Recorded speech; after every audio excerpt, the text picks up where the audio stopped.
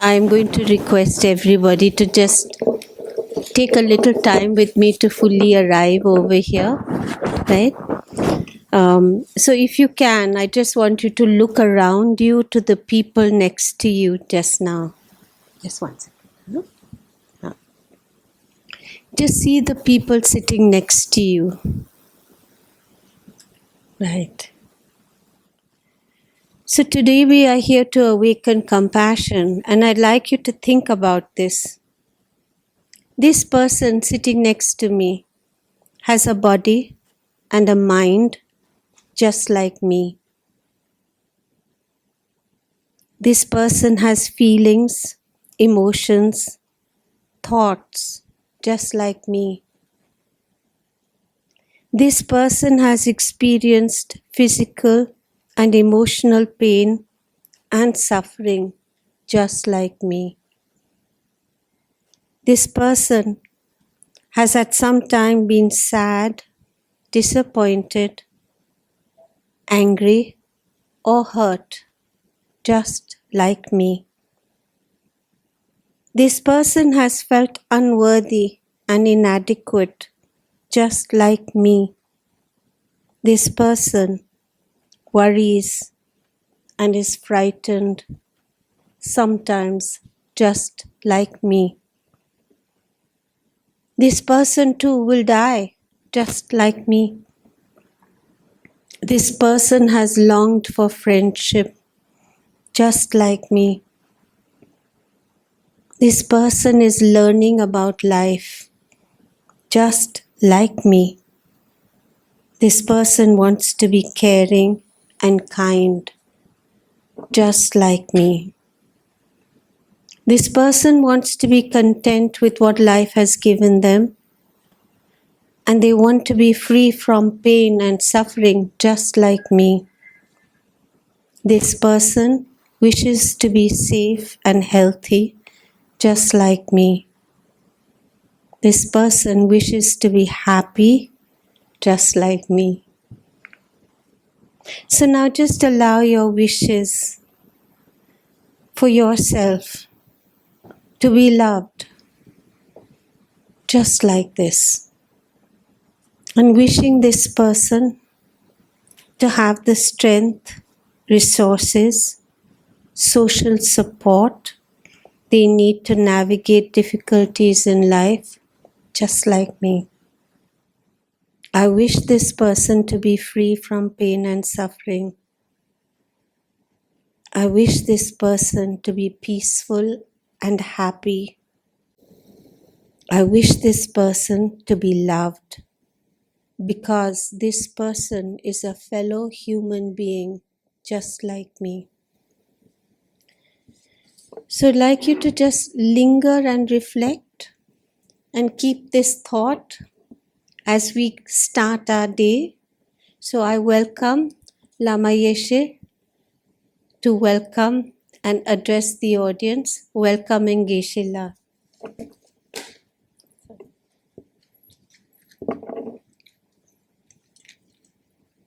He'll do it. You can just ask him. Do we give him this?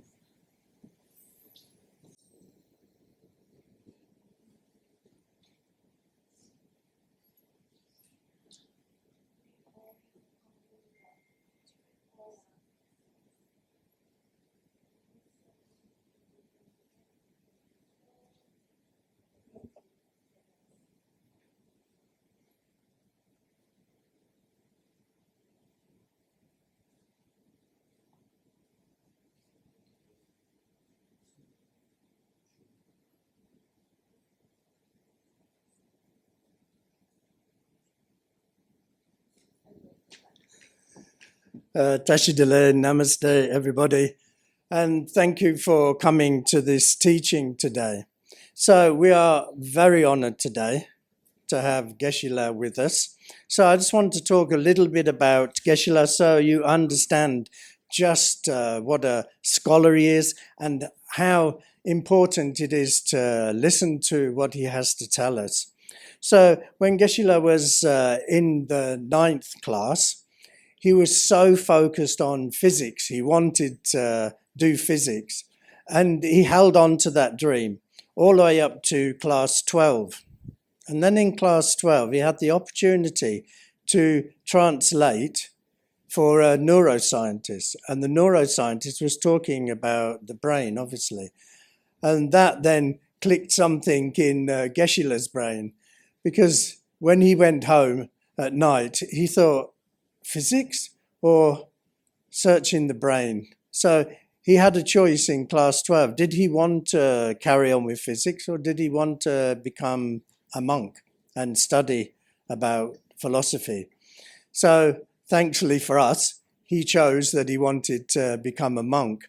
So in 1988, Geshila joined the Institute of Buddhist Dialectics in Dharamsala to study Buddhist philosophy and logic. After 15 years of study there, he became Larampa Geshe, which is the highest level of Geshe, which is equivalent to a PhD. So I'm just going to read now some of his achievements.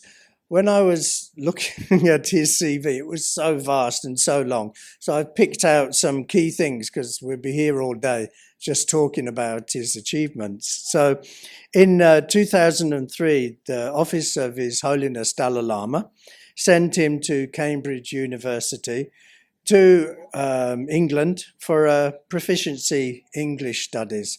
And that's why his English is perfect now. And in 2004, for 2 years, he was assigned to as a philosophy lecturer at Emory University Study Abroad program, which was being done in Dharamsala. 2005, he was appointed as the official translator to His Holiness Dalai Lama. 2008, he visited the US to work with Professor Paul Ekman on one of Dalai Lama's books called Emotional Awareness. And the book was co-authored by Dr. Paul Ekman from the University of California. Then in 2008, also in 2008 actually, he was appointed as a visiting fellow at Delhi University to give lectures in 3 of the university departments: philosophy, psychology, and Buddhist studies. 2011, he was appointed to his current position as Director of Tibet House, the cultural center for His Holiness Dalai Lama in Delhi. Also in 2011, Indira Gandhi National Open University recruited him as one of the chief experts to design the syllabus for BA and MA course on Tibetan studies. So while he's been assigned to his responsibilities as Director of Tibet House, he also gives regular lectures like this one here, and he visits lots of universities and institutes. He travels widely around India, US, UK, Singapore. He's in the process of, and I think it's a long process, but a process of writing 2 books. One of them I'm so looking forward to, which is The Journey into the Paradox of Brain and Mind, which sounds fascinating. And the other one is What Constitutes the Ultimate Reality. So that's just a brief snippet of Geshila's abilities, his accolades. He is such a good scholar. He's down to earth. He's easy to understand. So I welcome you to the stage, Geshila, and please welcome Geshila to the stage.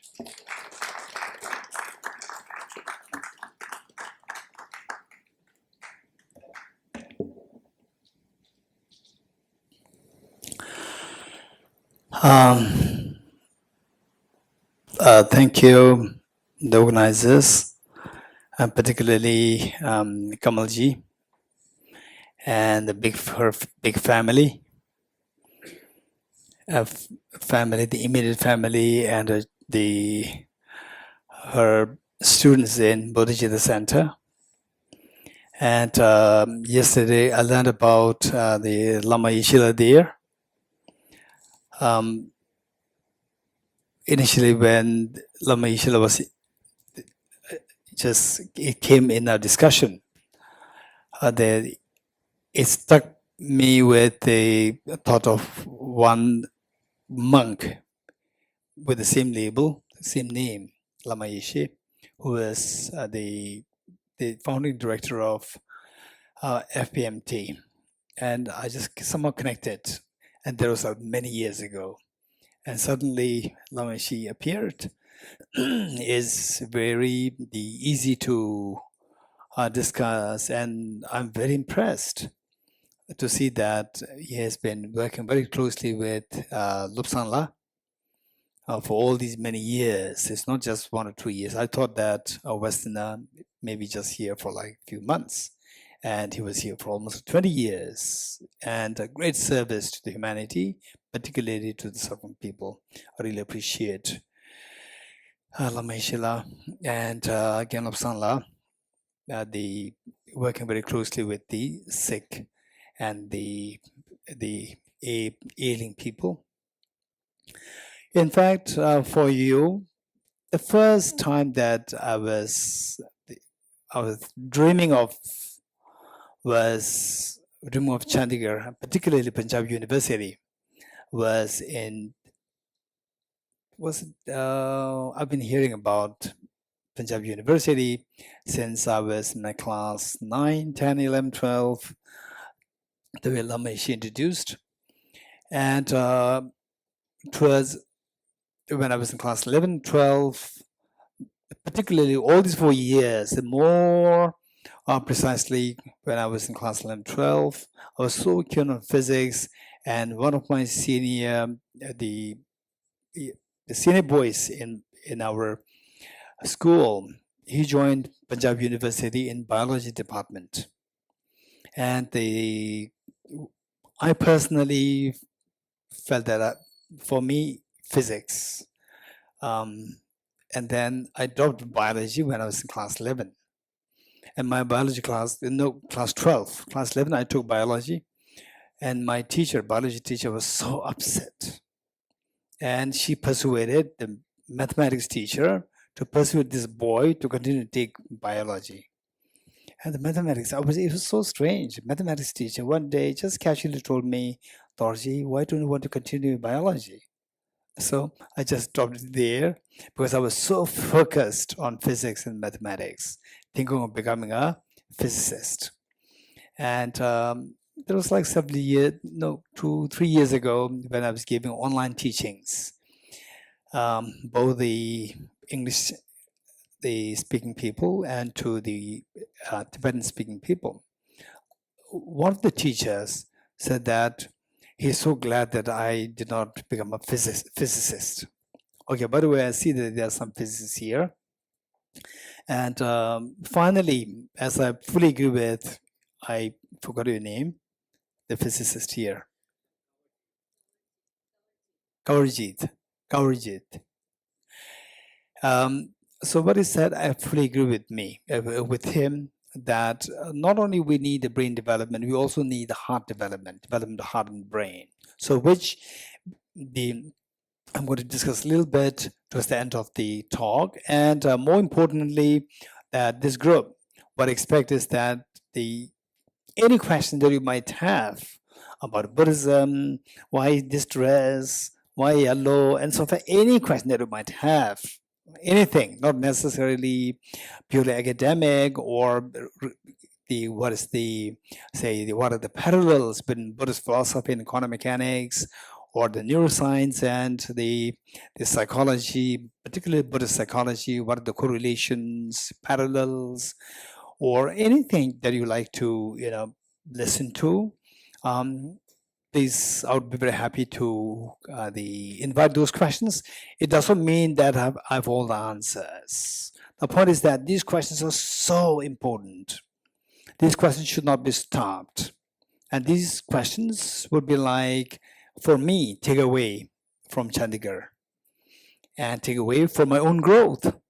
And then the one person asks a good question, all others will take that as the points for reflection in their life.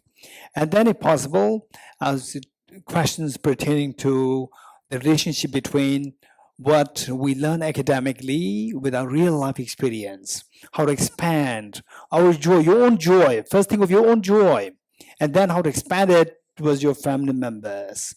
How, say, a wife would know how to treat the husband in a better way, and how the husband would treat the wife in a better way, how the parents would treat the children in a better way, and how the children, they don't shout at the parents. So all these things, this is so important for us to learn from each other, from I to learn from you, and you to learn from each other. So this is so important for all of us. So with this in mind, the topic today is enhancing the cognitive faculty for universal compassion, for a meaningful life. Which finally what we want is that whether you are compassionate, not compassionate, but very educated, uneducated, wealthy, poor, male, female, or now the third gender, whoever you are, we want happiness, meaningful happiness. This is what everybody's seeking. So this should be the goal. And then alongside, what helps us to accomplish that is by the compassion, more expansive compassion, not just the instinctive compassion, more expansive compassion. Next question, how to cultivate this? That is the cognitive, enhancing your cognitive probability, the capabilities. So these three things are all connected to each other. One, the main goal, whether you're Buddhist, Sikh, Hindu, Muslims, Jains, Malhi, the Zoroastrian, the Parsis, or Jews, or non-believers. After all, we all share one thing in common, that is that we all seek happiness. We all seek a genuine peace of mind or ease. This is what we are seeking. This is a universal fact, number one. How to accomplish that? What is the secret of that? The secret of that is universal compassion.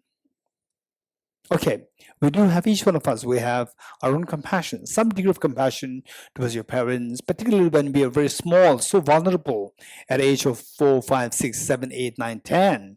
When we're so vulnerable before we hit the age 14, 15, 16, very complicated age, right? Before we hit that, our love for your parents is just amazing, generally speaking.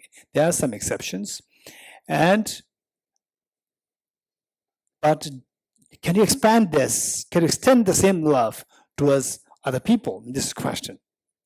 For example, yesterday, during the interfaith service, which the Kamalji organized, and the brilliant thoughts were being brought up by the ideas, but one question was not addressed. That is, how to cultivate this universal compassion? How to feel the empathy towards others? How? This is not addressed. So this is so important. How to cultivate it? Just for information, IGNCA, Indira Gandhi National Center for the Arts, a huge NGO in Delhi. So there, I was invited to, as the chairperson, to chair for a talk to begin by one author, a very famous author who was Padma Bhushan. And I was to chair that. And he is a big author. He had many books. He has many books. And then he was to talk on one of his books about happiness. All along this 1 hour, he talked about, that we should be happy, that we should so reach to this happiness. And then closer to the end of the talk, he said that this happiness we can have through our union or the communion with the ultimate.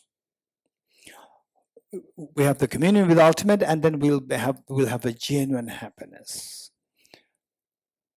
And I was just wondering, he should actually address the point, how to have the communion with the ultimate. How? This part was missing. So in the remarks as a chairperson, I said that the next book should be on how to have the communion with ultimate. This next point. Okay, so it's just a little bit of the digression and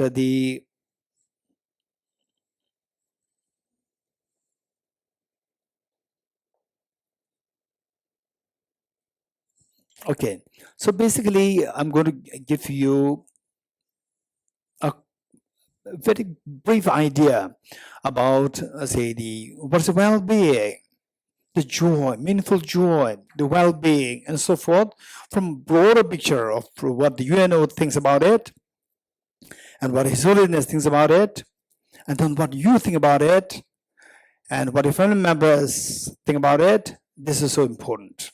So number one is on the UNO level, what is being said is the SDG, Sustainable Development Goals. This is primarily for the well-being of the human beings, the habitat that we live in, our relationship with the environment, even the animals in this habitat. So we talk about the SDG. So there's a great emphasis, and the emphasis on the well-being, unlike the Industrial Revolution, where the tremendous emphasis were all on how to build the economy,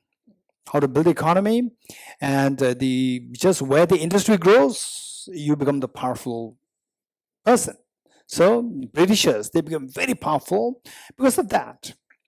So there's a paradigm shift in the human thinking, that it's not just the material progress, it's not just the economy, but also the well-being. It's not the material well-being, it's the mental well-being of the beings who live on the planet Earth.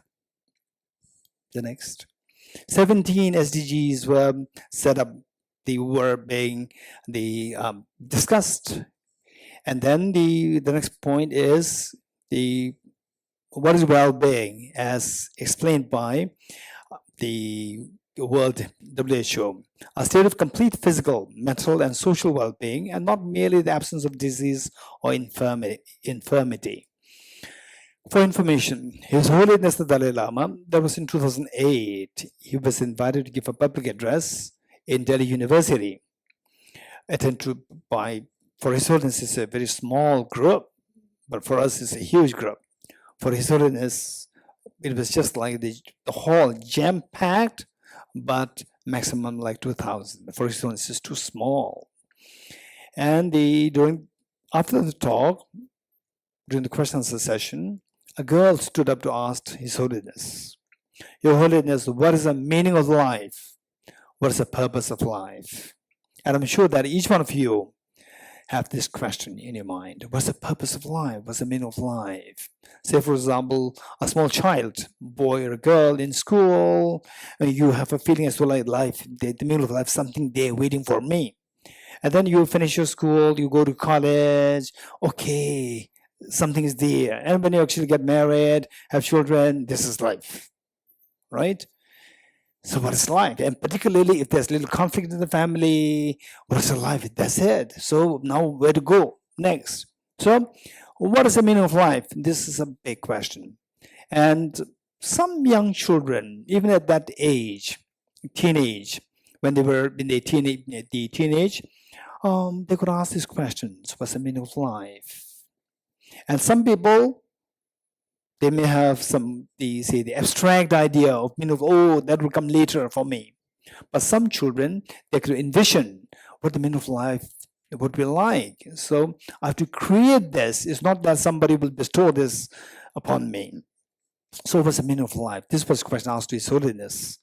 Then His Holiness, without second thought, and just see how much you agree with this, and it makes sense to us. His Holiness, without second thought, he said, we live on hope. How many of us agree with this? Every morning we get up, I hope that today is going to be a beautiful day. I hope it's going to be a better day. We live on hope, number one. And we hope for happiness, a genuine happiness. So the meaning of life is a genuine happiness. This is His Holiness' response. So with this in mind, next please. Okay, they say, given that this is an academic institution, Punjab University, and I'd like to bring what Albert Einstein said. He, as you all agree with me, that he was a genius. He was genius. Just for information, that when I was Islam Asia introduced in my introduction, when I was in class 9, one of my friends who was 1 year senior to me, he left from America. In those days, the Tibetans going abroad was so less in number, and he left from America for a family reunion. And in those days, so if you have no idea of what those days were like, which means that you are younger than me. Whereas if those of you who can imagine what I'm sharing with you, say in those days, I write a letter to my friend in America. I can relax for 1 month to get the reply, right? 15 days or 10 days, you go there, then he has to read it, and then go to get the envelope, stamps, then write it, put it there, and again go to post office, right? And then it takes another 10 days to reach my place. Total, say 15 days there, 15 days back. 1 month, we relax. Nowadays, in seconds, you could get a message from America, right? Okay, so I can see that there are many faces who have no idea what I was talking, which means you are younger than me, right? Okay, so he sent me the mail saying that, Dorji, what do you want from America?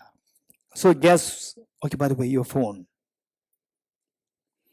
And then guess what was my response? I said, a big poster of Albert Einstein.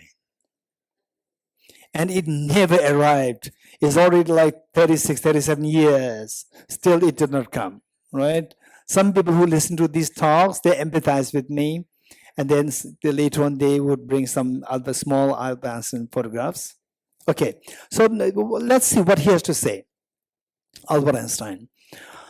While he was a genius in terms of the cognitive ability, at the same time, his heart, he could see that the meaning, physics is not the meaning of life. Physics is an instrument for the meaning of life, is one of the instruments. What is the meaning of life? Let's see. So before we read, I'd like to just summarize what he said. So what he said is that we want happiness, but we don't get happiness. Why not? We have all these conflicts. Conflicts means there should be two parties. There should be two parties. With conflicts, you are very unhappy. For example, family discords. For example, say you have the property, extra house, and then you put it on rent, and the tenant doesn't get out, vacate, right? And then the tenant sues you, and then you end up into the litigation case in the court, and years after years you have to keep paying the lawyer, right? So all these problems are there. These problems means you are not happy. So why we have these problems? Problems means there should be two parties. Two parties means I and you. Two parties. So they are in the family, in a good family, in a decent family, in a very civilized, decent family. Yes, there is I in you, but on that basis, discord is not happening. There's a harmony happening. Where there is a discord happening is a clear indication that attachment to the self and aversion to the others. This is the root of our unhappiness, root of our lack of peace. This is the problem. So Albert Einstein said that the human tendencies, all our problems are rooted to the belief that I and your smaller circle of your family and you, so there's a division created on a basis of which attachment to self and aversion towards others is created. And this attachment to the self, which creates aversion to others, that creates a prison for you. You are imprisoned. What does it mean by prison? Prison means a small space beyond which you cannot go. So when you say that I and you, when you have aversion to others, you cannot go beyond your point, which means that you are enclosed in a small space. That is a prison. So this is what Albert Einstein calls as the mental prison of your own mind. Now, because of this, all our problems are created. All our problems. For example, say Ukraine war. Ukraine war, say, I wouldn't say that all Russians are in favor of this war. No, not at all. I have a friend, very close friend, a Russian friend, and he left Russia for that reason. He does not really approve this war. And also that all the young boys, they are suffering now. They are being forcefully recruited as soldiers to go into the war. So the point is that this war. So what was the basic, the driving force of this leader? That we should be the winner and you should be you should die. This was what he was thinking. But in reality, it's very different. You're dying. How many thousands and thousands, hundreds of thousands of Russian soldiers died. And their family members, now what are we going to do to the family members? How are we going to survive? So you are creating so much of pain on your own people. These are all the ignorance. Ignorance, you are creating your own prison. This is what Albert Einstein is saying. So now what do? Albert Einstein said, just expand the circle of your compassion. This is what Albert Einstein said. Okay, so only when for some say, when I signed Albert Einstein and such big thinkers, what we call as scientists, many people will say that, okay, this is true. Otherwise, if I quote, like, for example, like Jesus Christ or Ram or Buddha or the Lord Mahavir and the Rumi and so forth, and this is purely religious discourse, right? Okay, so finally, it's not about religion, it's not about science, it's about your well-being. It's the well-being of the humanity, it's the well-being of your family. So science is for that purpose, religion is for that purpose. Let's not forget it. So reading this, I'm going to quickly read this for you. Human being is a part of the whole called by us universe, a part limited in time and space. He or she experiences themselves, their thoughts and feeling as something separated from the rest, a kind of optical delusion of their consciousness. Next. And this delusion is like a prison for us, restricting us to our personal desires and affection for a few persons nearest to us. Our task, what should we do now? Our task must be to free ourselves from this prison by widening our circle of compassion to embrace all living creatures and the whole of nature in its beauty. And some of you might come up with the next question. Yes, I agree with this. Just imagine that your family, a very decent family, all the citizens of this planet Earth, they're like your family members, very decent, loving family members. The whole world is one family then. So, which means that this is all about compassion, love and affection, genuine affection. The next question that can possibly, potentially come to you is, how can we build it? Is it possible to build this universal compassion? This is a question which oftentimes people come for these gatherings, the interfaith services, or, so all these, sometimes even the sociologists, the psychiatrists, psychologists, they come together, they talk that we need to expand our circle, we should be more loving towards everyone rather than confined to some. But how? This next question. How is it possible? How can we do that? In the first place, is it possible? If yes, how? These two must be addressed. Oftentimes, these two questions are missed. Okay. Next, can we change? So thus far, we are not happy. The world is not at peace. The next is that this peace or happiness that we are seeking, which is the missing at the moment, can we really get there? For this, we need to change ourselves. Okay, for this, let's do a quick exercise. Stretch your two arms in the front. Okay, and do what I'm doing. What happened? Sound came out. A sound of a clap came out. Okay, it seems like a small child's game, but there's a great, say, the meaning there. And just as the sound of the clap come into existence by the combination of the two hands coming together, all our problems are like the sound of a clap, which should necessarily come into existence by the combination of two factors, external factors and internal factors. Okay.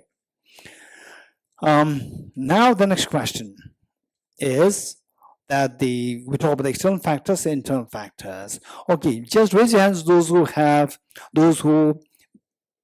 have had experience of the deep sadness or unhappiness or tragedy, so forth, at least once in your lifetime. Raise hands. Okay. Is there anybody who likes to share with us what kind of tragedy? Anyone? Quick. What kind of sadness? Quick. Is there anybody who likes to share with us? Or you want to keep it confidential? Yes, over there. Okay, I said that my father passed away. Yes. Anyone else? Quick, to save time. My sister passed away. Anyone else? My brother passed away. Anyone else? Anyone say some other kinds? Yes. Yes.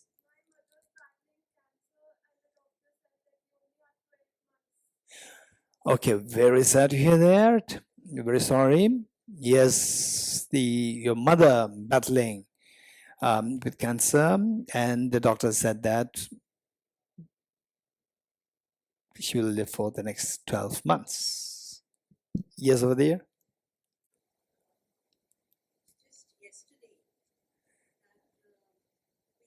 about 10,000 penguin chicks Oh, drowning in Antarctica oh, because the sea ice yes. has melted. Oh, These chicks were yet not able to swim.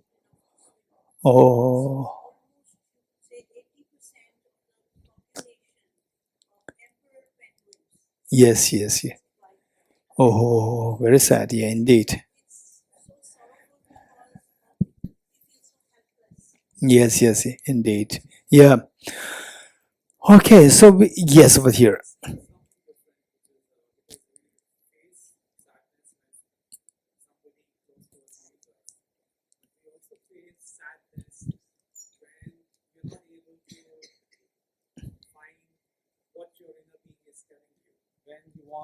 When you're trying to find out what you want to do in life and what your inner voice tells you and what the outer world is telling you, that is in this.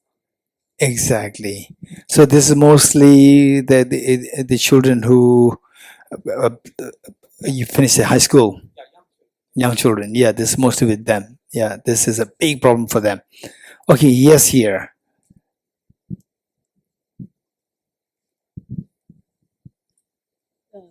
The most saddest part is when I love someone, unconditional. There are no conditions because people are loving with the conditions.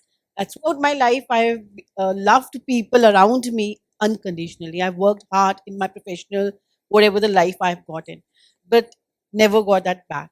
That saddened me at a point. But when I started praying to God, then that lessened. But Okay. that praying has never been consistency. It was not that. Okay, is it not like don't shout in this house? I'm shouting. I said, don't shout in this house. I'm shouting. You're getting it? I love unconditional. There's a condition there because you're not giving back to me. Yeah. This That condition. was the expectation. Okay. So part this, we are human beings. We should be very realistic. What he said is very true.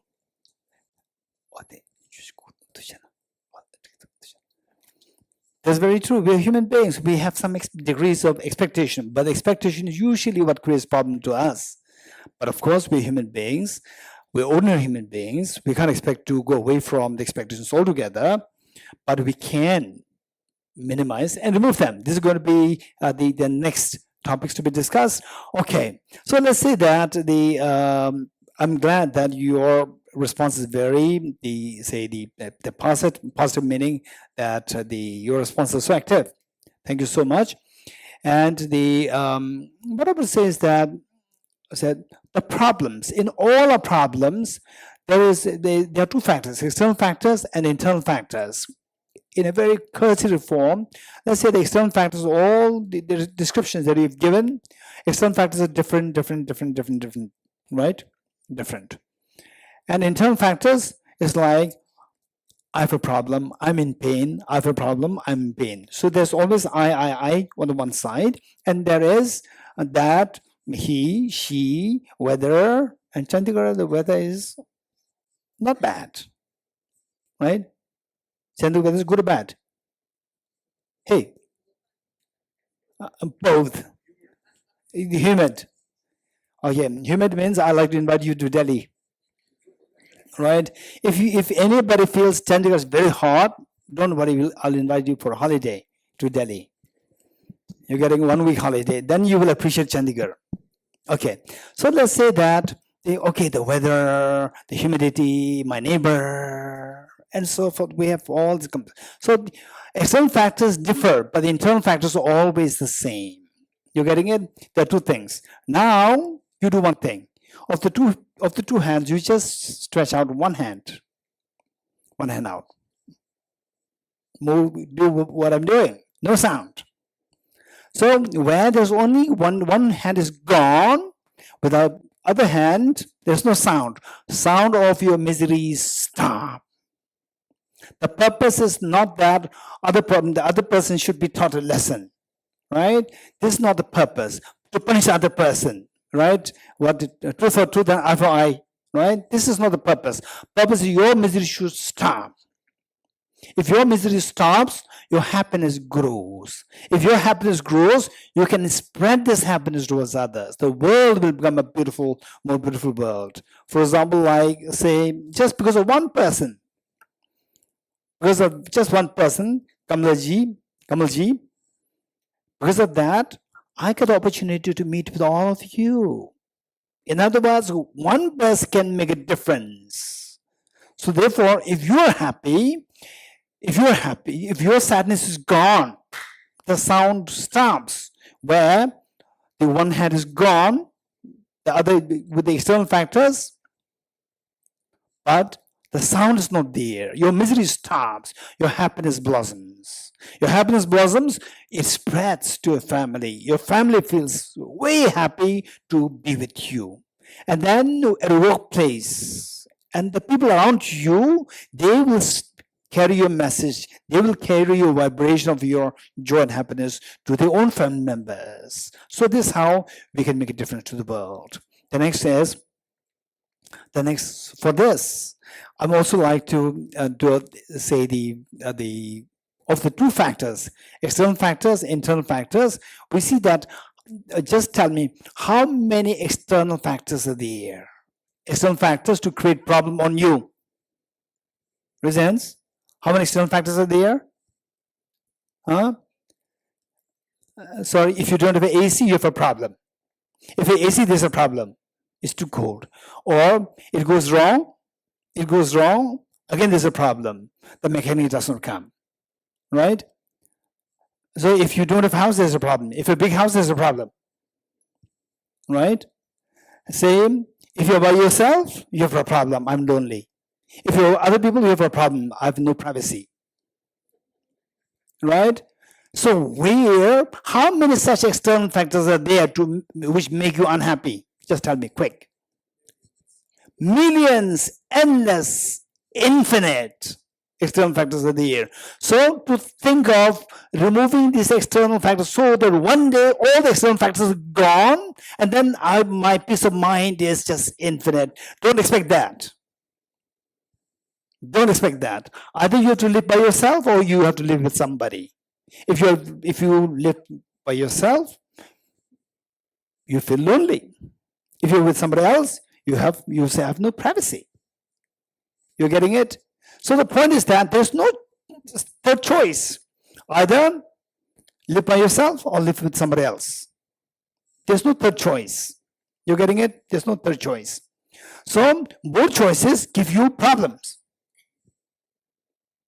Which means that to think of getting rid of external factors, blaming external factors, and think of getting rid of external factors and daydreaming that one day all these external factors will be gone and then I'll have absolute peace of mind, right? For example, say that your maid, your helper, steals sometimes, right? Oh, the helper is gone. Then I'll be very happy, right? And the person who brings you groceries, maybe a little rude. Oh, the groceries, even he's also gone. Then who's going to feed you? Right? You'll not get feed at all. In fact, we are social animals. We have to depend on others. Again, you have a problem that, oh, I have no maid, I have no... Again, you keep complaining. So the point is that those people who always look for external factors, and think of deleting the external factors for happiness, these are unwise people. These are immature people. Those people who look for internal factors of the two hands, one hand which resembles the internal factors, this is something which is not infinite, is very less in number. We can get rid of this, right? And many of you will ask, what is that internal factor?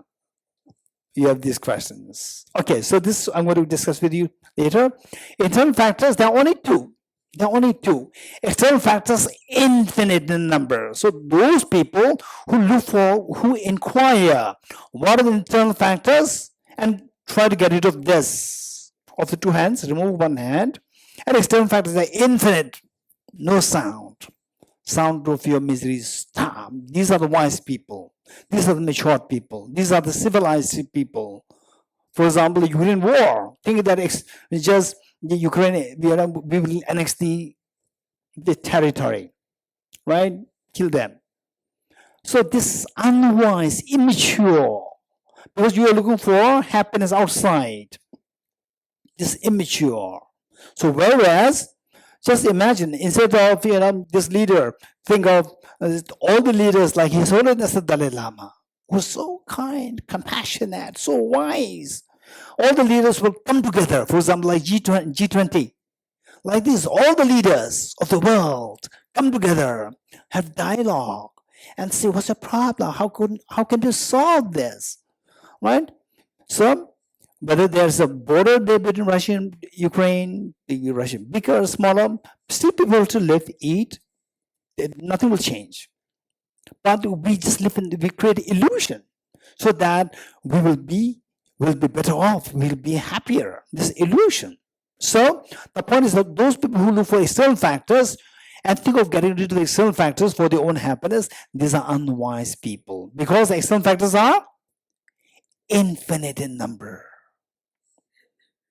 And whereas those people who look for internal factors, to identify them, to get rid of them, these are the wise people. These are the mature people. So next question is, what are the internal factors, and can we get rid of them completely? Okay. So the point is, can we change the internal factors? Can we remove the internal factors? This question. If the answer is yes, the next question is, hey, how? You're getting it? This is so important. This is so important. When this is not addressed, then things become like a conference. Usually people say that conference is just conference. Finish a conference, finish. Everything disappears. Nothing is, there's no follow-up there, right? So the point is that for your own well-being, for the well-being of your family, for the well-being of your community, for the well-being of your nation, for the whole world, for the environment, and for even the vulnerable creatures, for the penguin chicks, all these, say how to expand this, the sense of harmony, compassion towards them. This is a very serious point. Okay, now let us see whether let us. I'm going to do a quick experiment here. Ready? How many of you are okay in mathematics? Good or okay in mathematics? Raise your hands.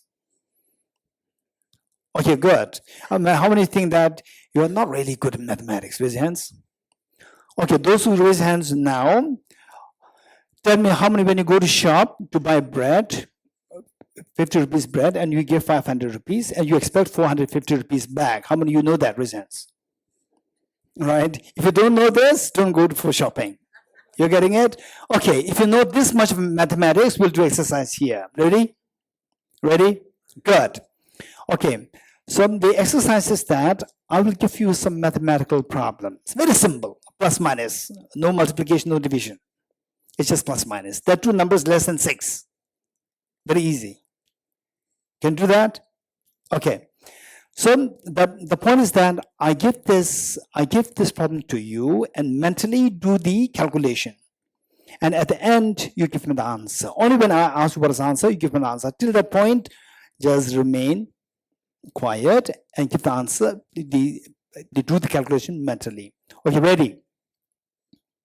2 plus 3 plus 1 plus 2 minus 1 plus 2 minus 2 plus 1.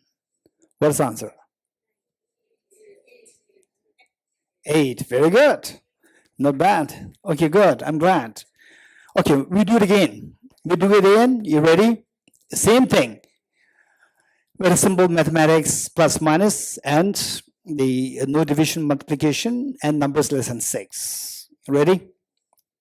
2 plus 2 plus 3 minus 1 plus 2 plus 3 minus 1 plus 2 plus 3. What's the answer? Huh? No? No? No? Okay, my question to you. In the first case, you gave the correct answer. In the second case, you could not give the answer. Why not? Quick. Why you could not give the answer? Because I said it fast. What's your name? Okay, how many agree with Ashima raise hands? That I said it fast. Okay, good. Listen. So this is an exercise to see how evolved you are, how mature you are. The mark of the maturity is those who blame outside, these are immature. Those who blame inside, they are mature. You getting it? So is it true that you failed to give the answer because that I said it so fast? That's true. That's true. Nobody can deny this. Also, that is true that your brain works very slow. Yes, both are responsible. Yet you could not see that your brain is working slow. Your blame goes to me. Age. You didn't say age problem. You said it fast. You're getting it? So you blamed me. You did not blame your age. You didn't blame your brain. Slow brain. You're getting it? So this is where this is a clear indication how we are so addicted to blaming outside external factors. You're getting it? So while the reality is, it's not purely external, it's not purely internal, it's a combination of the two that your problems arise. But we always tend to look for the external factors. Okay. Having said this, the point is that you are still wondering what could be that internal factor. You're getting it? Factor problems. So in short, internal factors which creates all the problem, they're twofold. Number one is ignorance. And what is this ignorance? We'll discuss later. Number two is selfishness. Number one is ignorance. Number two is selfishness. Okay. And don't just take me blindly. You also analyze, is it true that if my ignorance level goes down, the level of my selfishness goes down, I become a happier person, right? For example, Mahatma Gandhi, Bhagat Singh, they've been revered by all the Indians. They were a single individual. I'm also a single individual. You're also a single individual. But they're revered. Why? Because they cut down on their selfishness. You agree? They cut down. They're not talking that I'm suffering, I'm hungry, I'm thirsty. They're talking about my nation is suffering. All the citizens of India, the Indians, the citizens of my country, they are suffering. It's not that I am suffering. It's not that I'm hungry, right? They dare to give their life for the nation, for all the, say, Indian independence. I think it was about like 200 million Indians. 240 million Indians at the time of the Indian independence. Today is like 1 billion. Okay, so the point is that these people who cut down on the selfishness, they're being revered. You understand that? You agree? Okay. Now next says, okay, there are special people, they can cut down, but I cannot cut down, right? No, you have to cut down. How? No, you have to cut down. This is not the solution. Simply by forcing somebody that you have to cut down your selfishness, it does not help. You have to teach how to cut down. How to count down this selfishness. Okay, Kamalji, you have to tell me what time I should, 10 minutes. Okay, by the way, I need to watch here. Here, so that I don't waste time. Okay, so the question is, with this in mind, what does Charles Darwin have to say about this? Can we change? Charles Darwin, what is that? I'd like to share an anecdote. I was in America with Professor Paul Ekman, who was a renowned psychologist and who is the pioneer of microfacial reading. Microfacial reading. What does it mean by microfacial reading? He just looks at your face, and from there, he could figure out what's going in your mind. You're getting it? And this is who he's a pioneer of that science. And one day I asked him, I was with him for 5 days. One day I asked him, people, are they not scared to be with you? He said, that's very true.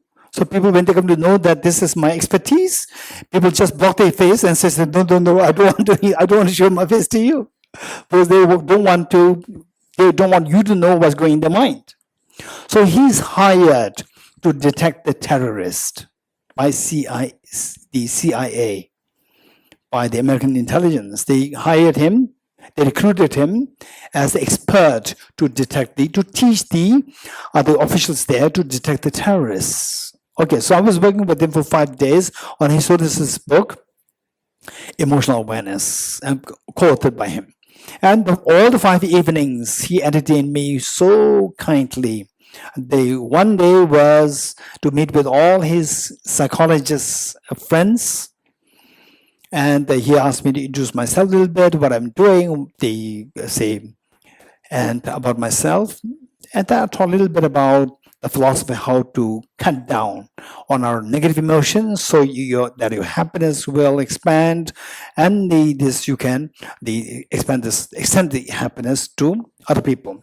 And one psychologist raised a hand and said that, but it's not possible. We have these emotions, such as attachment, aversion, fear. These emotions, according to evolutionary theory, these emotions, you cannot get rid of these emotions. Number one, these are instincts.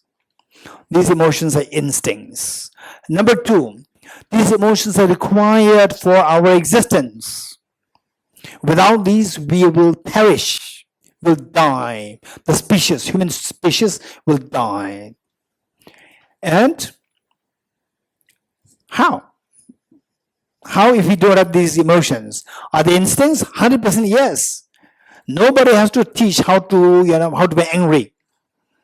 You must have noticed that as a little girl, as a little boy, age 1, 2, knows how to be, this instinctive anger when something goes wrong, when something does not accord with the child's the wish. Just anger coming up. I've seen that so vivid. This is another area which I am exploring. How the little children they behave, their psyche at this early age, how they demonstrate attachment, how they demonstrate anger, fear, and so forth. So, attachment, Charles Darwin would say that without attachment, you will not put effort, exert effort to gather the conducive factors for your survival. Without attachment. So, without the conducive factors for your survival, you will perish. Without aversion, you will not put effort to get rid of the things which are harmful to you. So aversion is required. Then fear. Without the fear, if a tiger comes to pounce on you, if you don't have the fear, you will not run, and you will instantly you will die. So these emotions are basic emotions, instinct. These are the instincts which are required, which are given to you by the evolution. 4 billion years of evolution from the unicellular organism till today, Homo sapien level. 4 billion years. This unicellular organism took 4 billion years to develop to a level who you are today. 4 billion years. And Homo sapiens, the human beings, Homo sapiens, 0.3 million years. We continually developed, we continually grow to the extent of what we call as the modern day human beings. It took 0.3 million years from the beginning of the first Homo sapien. So this evolution has provided you with the gift of the instincts of attachment, aversion, and fear. So without these, your species will die. So therefore, you cannot get rid of these. This was the response given by the lady psychologist. So, according to Charles Darwin, in other words, there's no possibility that we can have an absolute peace, absolute happiness, according to Charles Darwin, because we are bound to have the attachment and aversion. And how many of you, the morning you get up, aversion meaning anger. Early morning you get up, you're so excited, today I'll be very angry. Raise hands. How many are so excited that today I'll be very angry? No one. Why? You feel mentally disturbed. Nobody wants mental disturbance. But according to Charles Darwin, this anger is an instinct. Anytime it can blast within you and you will be unhappy. So therefore, there's no absolute happiness, there's no absolute peace which can potentially happen. This is Charles Darwin's view. But the Buddha thought it very different.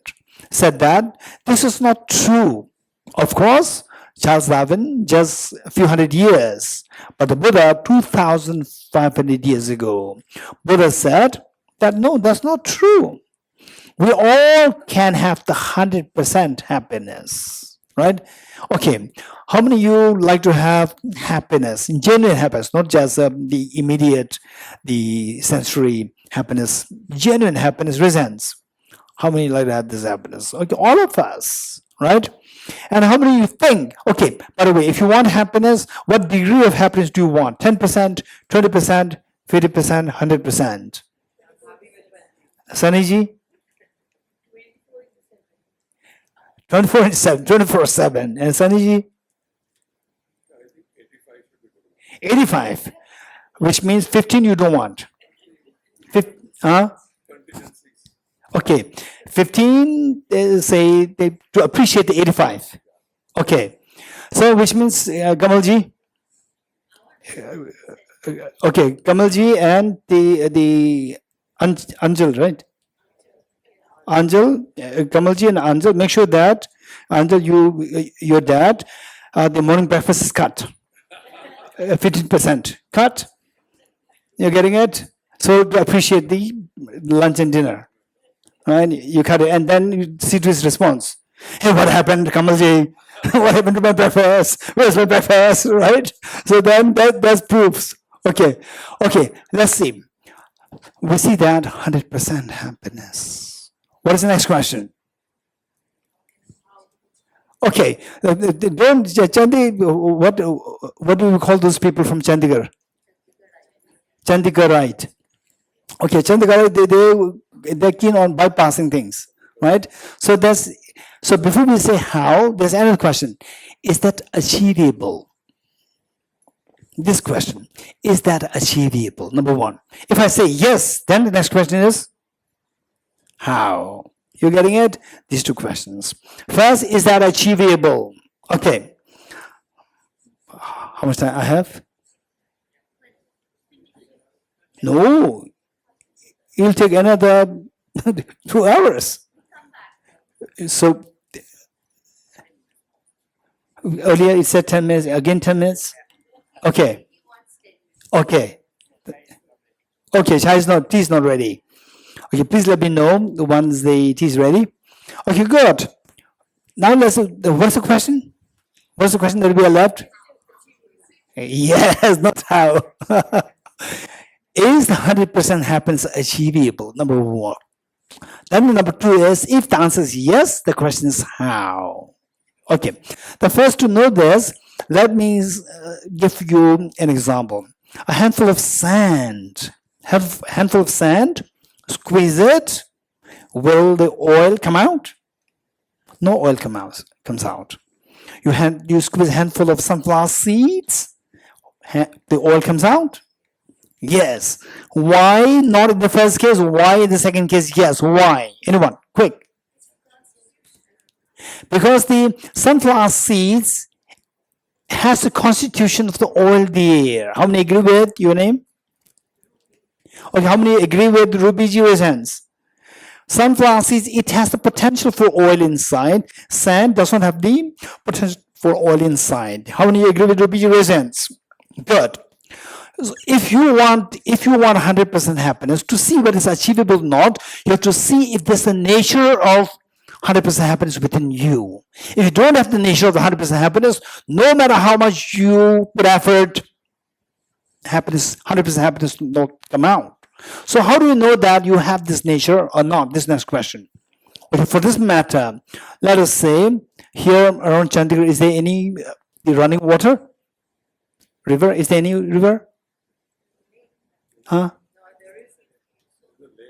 Lake, what is that lake? Sukna. Sukna lake, is that drinkable? Okay, you cannot drink it. Let's say there is and Chandigarh, what is the maximum temperature sometimes? Maximum it reaches? 42, let's say. 42 degrees centigrade, and we were having a meeting outside for 3 hours. No water, right? And you feel so thirsty, you start complaining to Kamalji, no water, no juice, nothing, we are thirsty, right? And then the Saniji grab a glass and put it into the Sukna lake and give it to you. Would you drink it? You will say, no, it's not drinkable. Okay. Now, let us see that this water from Sukna lake, subject this to purification process, like ultrafiltration, reverse osmosis. Through these two processes, we filter this and very clean water comes out. All this bottled water, they all come from these two processes, ultrafiltration and reverse osmosis process. Now you like drink it? Yes. Okay, don't forget this example.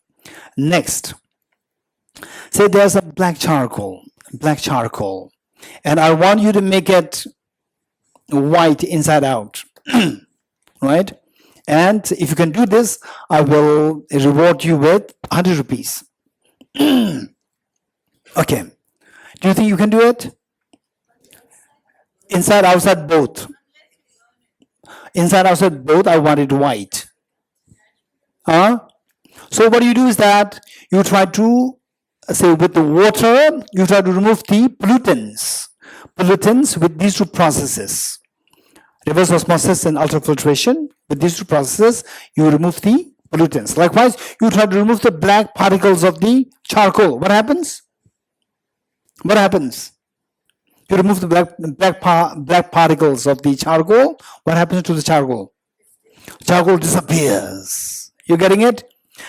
Okay. Now my question to you is, with the dirty water, by using these two purification processes, instead of the water disappearing, water becomes very clean. With the black charcoal, instead of charcoal becoming white, the charcoal disappears. Why? What's the difference between these two things? Anyone? Quick. Anyone? It's in the nature of that substance. It's part of the inherent quality of that. Thank you. How many agree with, again, Convergit? Convergit. How many agree with Convergit ji? Raise hands. That the charcoal, the intrinsic nature of the charcoal is black. When you try to remove the black part, you are removing the intrinsic nature. Whereas with the dirty water, the pollutants, they are not the intrinsic nature of the water. You remove the pollutants, then the intrinsic nature manifests. What's the intrinsic nature? The purity. So the purity is not brought from outside. It was already there. That purity was obscured by the external pollutants. You getting it? How many of you could understand what I'm saying? Raise hands. Good. Okay. So now, in the case of the dirty water, you are removing the pollutants. The pollutants are not the intrinsic nature of the water. You remove the pollutants, then the intrinsic nature of the water becomes manifest. What is that? What's the intrinsic nature of the water? Purity. The purity manifests, and this purity you do not have to bring from anywhere else. Likewise, our mind, each one of us, our mind is not like the black charcoal. Our mind is like the dirty water. And if you want to know how our mind is defiled, right? Particularly, I would say that this hall, maybe the academic, the Punjab University. Say, all of us been through the university, colleges, schools. Friday evening, you like Friday evenings or not? You liked Monday morning? Okay, so look, this is purely the behavior of the mind. Friday evenings, you're so excited. Tomorrow, Saturday holiday or half day holiday, and then Sunday full holiday. There's so much joy there. Monday morning, you just feel deflated. You have no energy at all, right? So this is how our mind is so defiled. What Albert Einstein said, that that we feel so attached to yourself and your immediate circle, and aversion towards the other side. And these are all the defilements within us. So if you can get rid of these defilements, then the purity manifests. What is that purity? That purity is so beautiful. That purity is the perfect love, perfect knowledge, and the perfect power. These are three qualities: perfect love, perfect knowledge, and perfect power. These are three qualities that manifest within each one of us. Don't think that my IQ is so low. Don't think like this. These are all matter of the defilements. Remove the defilements, your IQ will be as high as Albert Einstein. You ready? Okay. We'll stop here. We'll come back in half an hour. 15 minutes. Okay. Welcome back. We're left with the two questions. Number one, whether or not we can attain this 100% happiness. Number two, if yes, how? These are two questions. And we talked about the two factors, external factors and internal factors, responsible for creating our the sadness, the tragedies, and the pains. And it is not necessary that you have to get rid of both the hands. You can get rid of only one hand, and the whole purpose of stopping the sound stops. Likewise, of the two factors, we can think of getting rid of one of the two factors, external factors or internal factors, and that the sound of your miseries will stop. So this is the whole the point. But this is mind the basic standpoint of Charles Darwin's. What he would say is already discussed. Now we move to the next It's the seed of perfection, a seed of perfection within everyone. So this is another extremely important point. For example, say the great teachers like Guru Nanak Ji and Bahula and the Buddha Shakyamuni, these great teachers. And the one thing which is extremely close to my heart was the story of Jesus Christ. That whenever I give the talks in the universities, once it was in, what is that, Aligarh University. It was the Muslim university, and I start my talk with the story of Jesus Christ. I said that there was a girl who was to be stoned to death by a couple of men, and suddenly a gentleman came, and this gentleman told the group of men that the first person to throw stone to this girl should be the one who did not commit any evil in your life. And all the men threw their stones because everybody made some mistakes in their life. So I asked the audience, what do you think about this gentleman who so courageously stopped all these men from stoning this girl to death? What do you think of this man? Do you appreciate this gentleman or not? And everybody said, everybody applauded. Yeah, this is amazingly courageous, kind person. I asked, do you know who this gentleman was? And from these thousands of people there in the gathering, only few people raised their hands. And who are there? Christians. They know the story. And I asked them, who is that? And they said, this is Lord Jesus Christ. I said, yes. If I began my talk by saying that Jesus Christ came, right? All those, most likely all those who are not the Christians will block their ear, will not listen to me. Whereas if I said a gentleman came, you want secularism. So you appreciate, deep inside, everybody appreciates the deep core values of all the spiritual, the religions. So with this in mind, the male, female, or third gender, everyone has the same potential. It's not that the males are better than the females. It's not that the females are better than the males. It's not that the male, female, they are better than the third gender. Everyone has the same potential. And this is what we learned before this session, before the break, that everyone, you have the mind, which is given the metaphor of the dirty water. However dirty the water is, the true nature of the water is so pure. Whether you're male, female, third gender, whether you are Easterner, Westerner, Punjabi, or this or that, everyone, the true nature, intrinsic nature of your mind is so pure. That is known as the seed of perfection within everyone. So that is the source of happiness. And just raise your hands. How many of you in your life, at least one time in your life, you had an extremely beautiful moment of joy? Raise hands. Anyone? Good. Okay, just quickly, because I have only about 45 minutes.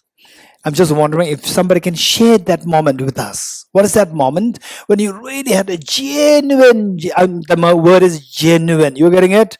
Sometimes there's be very flowery, beautiful ecstasy there. It's not genuine, right? You know what I'm saying? Okay, keep that aside. A genuine happiness which just made you feel like, you melt with joy and ease. Okay, just share anybody who likes to share your experience. Quick, very quick. Yes. Getting married to a beautiful wife. Wonderful. That's amazing. Anyone else?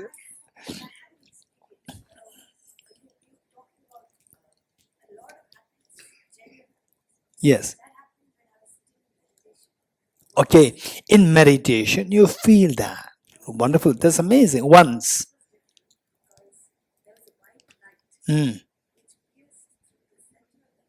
Mm.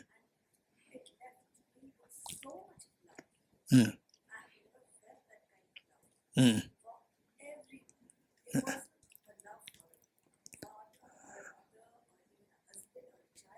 Very expansive love. Very expansive. Wonderful. Wonderful. Anyone else?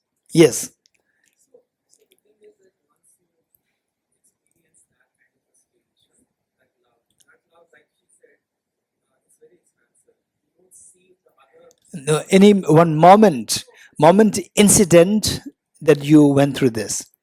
one incident there, it's happening all the time. So it's when somebody comes to you with your stories which they're going through, and it moves you to tears, and you connect with them. That's true.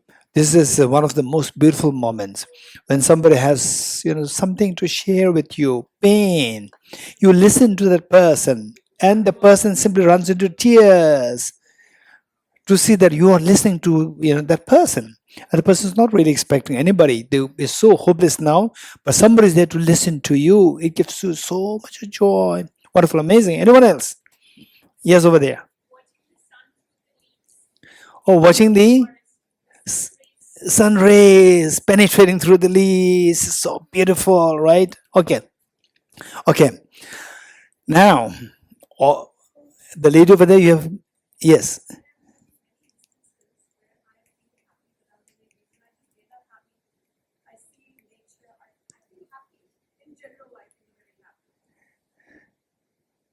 Okay, thank you. Um, let's say, how many of you are happy to have cheesecakes? Cheesecakes. Raise hands. Okay, right? Let's say, which is more delicious, the first bite or the 50th bite? First bite, right? Keep the first bite the last. Because you like the first bite, right? So that when everything becomes so bored, then you take the first bite, which is very exciting. It's going to be exciting or not? No, you're getting it?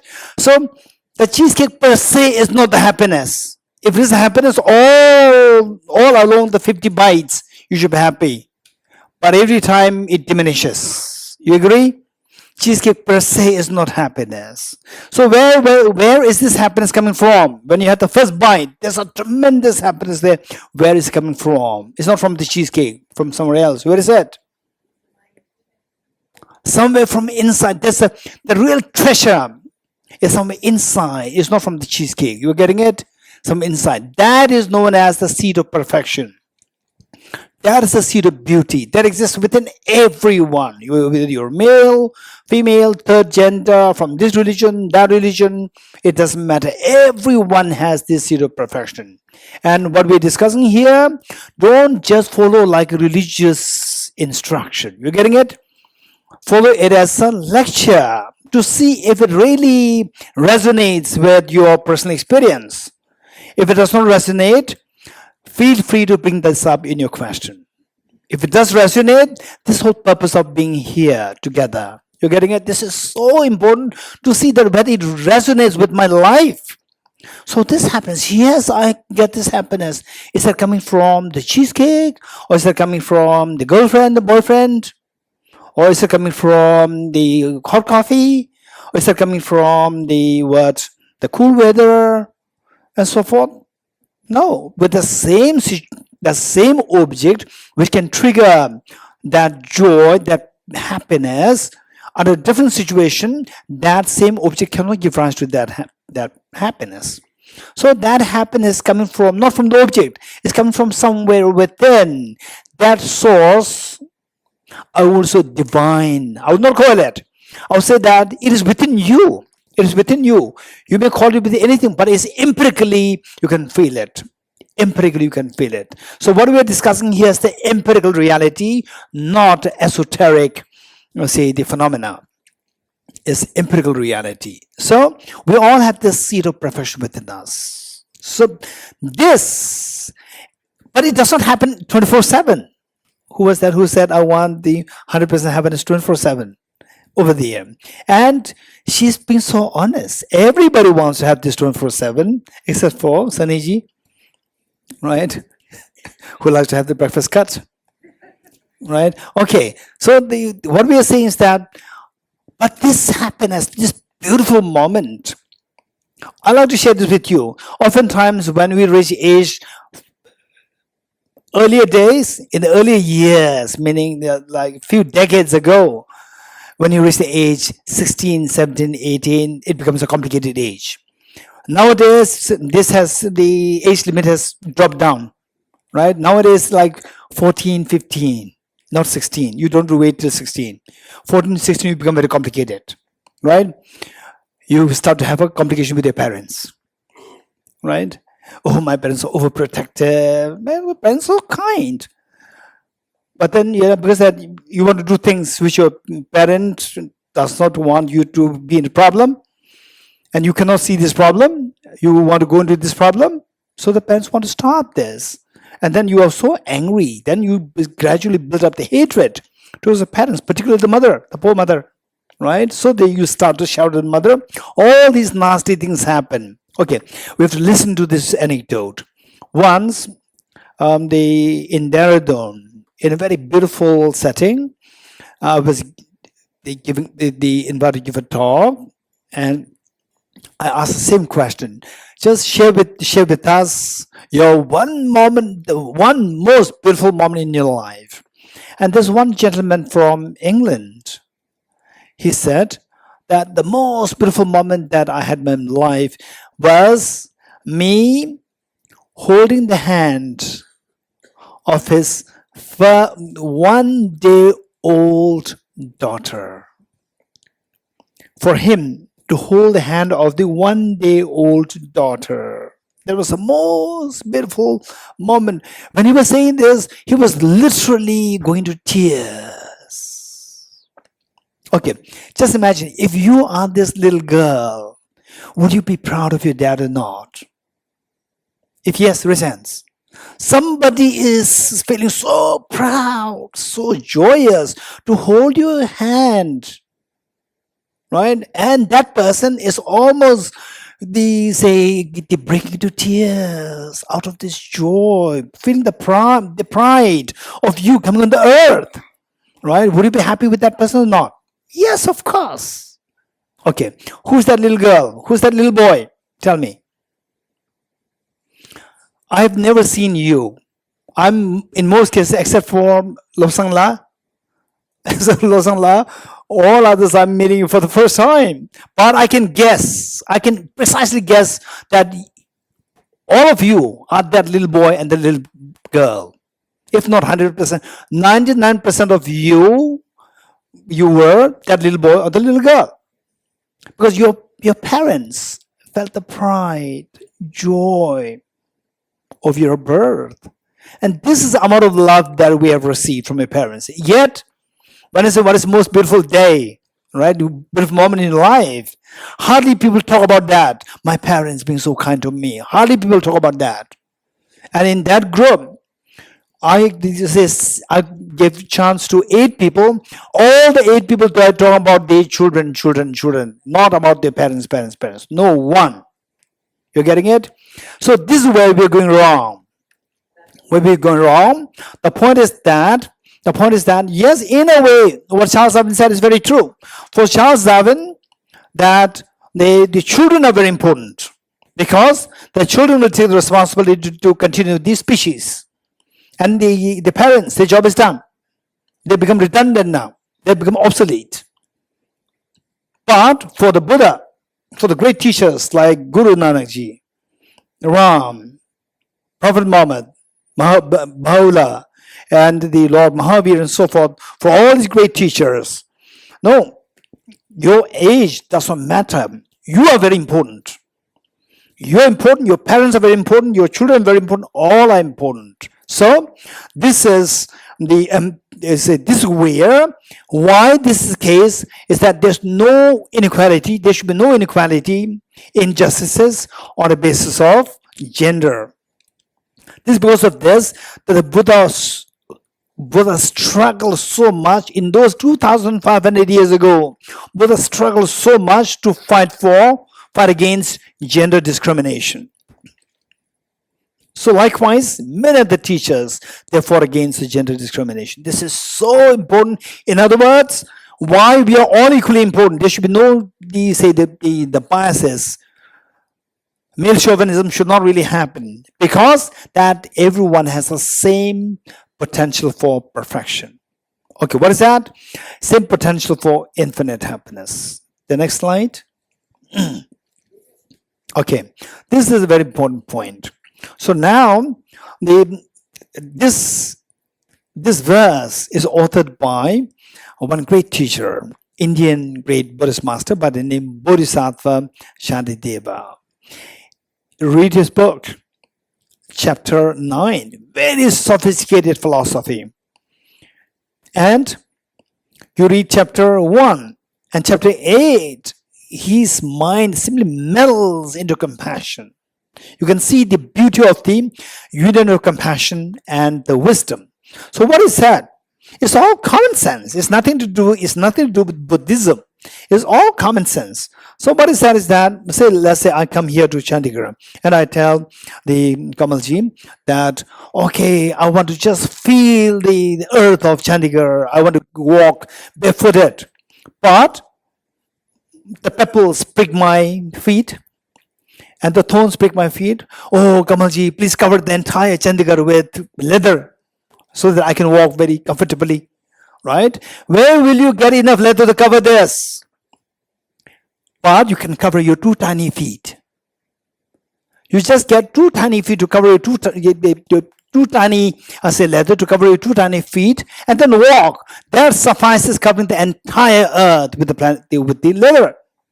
So instead of covering the earth, think of covering the earth, try to cover your own 2 tiny feet. Likewise, instead of getting rid of all the external factors, try to get rid of the internal factors. That suffices removing all the external factors. So the verse read, where would I possibly find enough leather with which to cover the surface of the earth? Yet wearing leather just to cover the soles of my feet is equivalent to covering the entire earth with leather. Next. Okay. Now the next point is that the sutra on dependent origination, which means that if you don't want the suffering, if you don't want the pain, okay, one question that I'd like to bring this up here is, if you don't want to have the pain, where is this pain coming from? So what we learned in the first session is 2 factors, external factors and the internal factors. You're getting it? And external factors are infinite in number, that we cannot possibly think of getting into all. And the internal factors, only 2. So you have to identify the correct cause and fix it. And Albert Einstein, he said that if you identify the wrong cause and try to embrace this cause, will not give the intended result, no matter how many 100 times you put effort in this. It's just in vain, your effort. Okay, all phenomena arise from causes. Your happiness is a result of the respective causes. Your misery is also a result of the respective causes. So what we said is that internal factors there too is, don't follow blindly. Okay, he said it, so therefore it must be true. No, don't follow blindly. Learn and subject them to analysis. This is so important. In other words, we should be very objective in your approach. One time, when I was in Cambridge, I used to meet a lot of physicists and to have discussions on physics. And there was one physicist who was extremely brilliant, extremely bright. And then we had a discussion, and then he said, in this world, only physics is education. Okay, how many of you are from education, from his point of view? Only physics, raise hands. 1 and 2. Anyone? No one from education. Right? Okay, 3. 1, 2, 3. Okay, so all of us, rest of us, we are not from education from his point of view. right? In this world, only physics is education. And I know that he's a very extreme person. He talks like this, very extreme, radical. And I said, why? He said, because only physics allows you to have critical thinking. All others are imitation of the earlier teachers. This is what he said. Let me repeat it. Because only physics allows you to have critical thinking. All others are imitation of the earlier teachers. Then I said, okay, then at least you have given a reason. Listen to what the Buddha has to say. Bhikshus and the wise people. Just as the goldsmith tests the purity of the gold by cutting, rubbing, and burning the gold, you should also examine my words and put them to practice, not because you respect me. And he remained silent for a few seconds. He said, oh, the Buddha must have been a great physicist. Okay, so this should be approached. It's not about this religion, that religion. It's about your well-being. It's about the well-being of your family. It's about the well-being of your community, the nation, the world. Don't become a Buddhist, right? You can enjoy pizza. Don't become Italian, right? You can enjoy pizza. No need to become Italian, right? Remain a good Hindu, remain a good Sikh, remain a good Muslim, remain a good Jain, remain a good non-Buddhist, non-believer, right? Remain a good husband, wife, children, parents. But make sure that you are a happy person. Make sure that you know how to get the real happiness. So the real happiness, get rid of the miseries. To get rid of the miseries, get rid of the cause of miseries. To get rid of the cause of miseries, you have to identify the cause of the miseries correctly. So all phenomena arise from causes. The causes taught by the Tathagata, enlightened one. Whereas the cessation of causes is thus taught by the great seer. It doesn't mean that, oh, now where is the Tathagata? He taught what? No, don't wait there. You're getting it? Say, what they taught, you just take and subject them to analysis and see if it resonates with your real life experience. If it resonates, go for it. Eat the pizza, right? You don't need to become Buddhist. You don't need to become Italian. Eat pizza, enjoy pizza, and finish, right? And go back to roti and dal. It's perfect. The thing is that you enjoy. You take good things and remain a good person. You remain a good family, person. That's perfect. The next slide. The next slide, Candy. Okay. So now the next question is, okay, so how? This is the next question. Sandy, Candy, the next slide. Candy is multitasking, right? Multitasking. So, okay, this is very important. Finally, the point is that we talked about the external factors, internal factors. So, external factors, they're infinite number. We cannot think of getting rid of them completely. But let us be very realistic. Some people, they are too naive. I'll give you some example. So, we talk about, in Buddhism, there's a concept known as emptiness concept. That things are empty of intrinsic nature. And there was one lady, one day, she was telling me that, Geshila, I meditate on emptiness every day. And she said, even when I'm driving, I meditate. I said that don't do it. You're getting it? When you drive, you just focus on the car before you and car behind you. Don't focus on emptiness, right? You can bang against the car, so you will create problem to yourself and to your other people. So don't be naive. You have to know when to meditate, when not to meditate, when to meditate on emptiness, when not.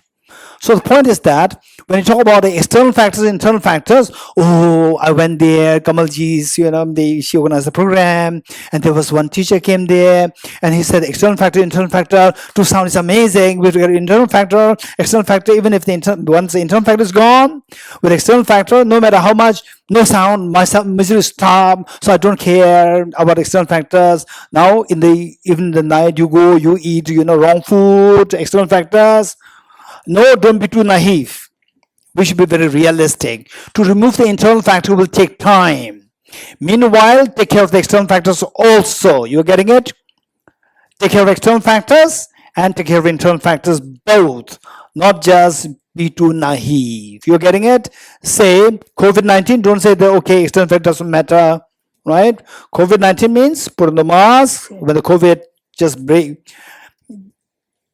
open, make sure that you take utmost care. Likewise, we never know what next the COVID, what next the pandemic can come. We never know when such things happen. It's so important that we take the utmost care of the external factors.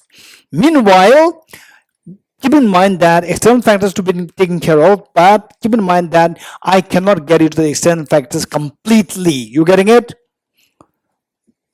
So we have to know the degrees. So I try my best. For example, if you are in like Shimla today with the landslide, the flood, and so forth, try your best to make sure that you are in a place where the place which is not prone to flood and landslide. But we never know what is seen as the place safe from flood and landslide for the last 100 years, even that can be flooded. You getting it? We can't expect 100% protection, but try your best. Take care of the external factors. Meanwhile, work to get into the internal factors. Internal factors is 100% in your hand. Internal factors 100% in your hand. For example, you want to be angry or not angry? When are you unhappy? With angry or without anger? With anger. With anger, you are unhappy. Right? Nobody wants to be, oh, I'm so excited today, I'll be very angry. Nobody. Which means that without anger is happier. With anger is not happy. So anger is in your hand. Yes. But we, particularly people who are short-tempered, right? Short-tempered, although the anger is pure in your hand, but actually it's not in your hand. You become so vulnerable to anger anytime. But this is in your hand means that you can manage it. You can control it. Because anger is purely your mental working. It's a mental operation. So here, we talk about them 51 mental factors, how the mind works. If you manage your mind, for example, like His Holiness the Dalai Lama, and each one of us, like Jesus Christ, and each one of us, Mahatma Gandhi, each one of us, what's the difference? Deep inside we are same, but outside there's a difference there. Look at that, Mahatma Gandhi, the father of the nation. It's amazing. Jesus Christ, one person who so courageously fought against the evils. It's amazing. Guru Nanak, such an example of peace, kindness, understanding for the world.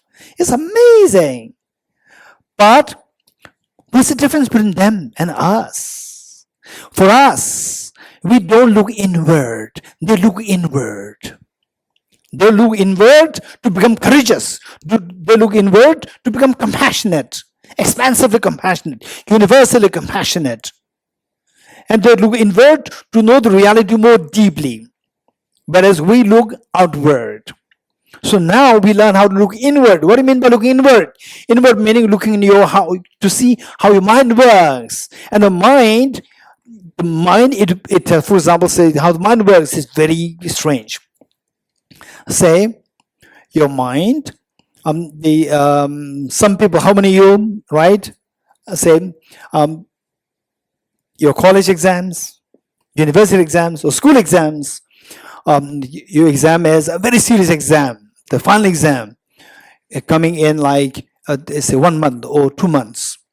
After study so well, then you make a timetable, right? Very rigid timetable, hardly any gap, any break. How many of you made such timetables? Raise hands. And then in 2 days, it flopped. Raise hands, raise hands, raise hands. Okay, right. Okay, so what's the problem? You made the timetable yourself. Nobody forced you to make the timetable. You made it, and it did not work. After 1 day, or after in some cases 1 day.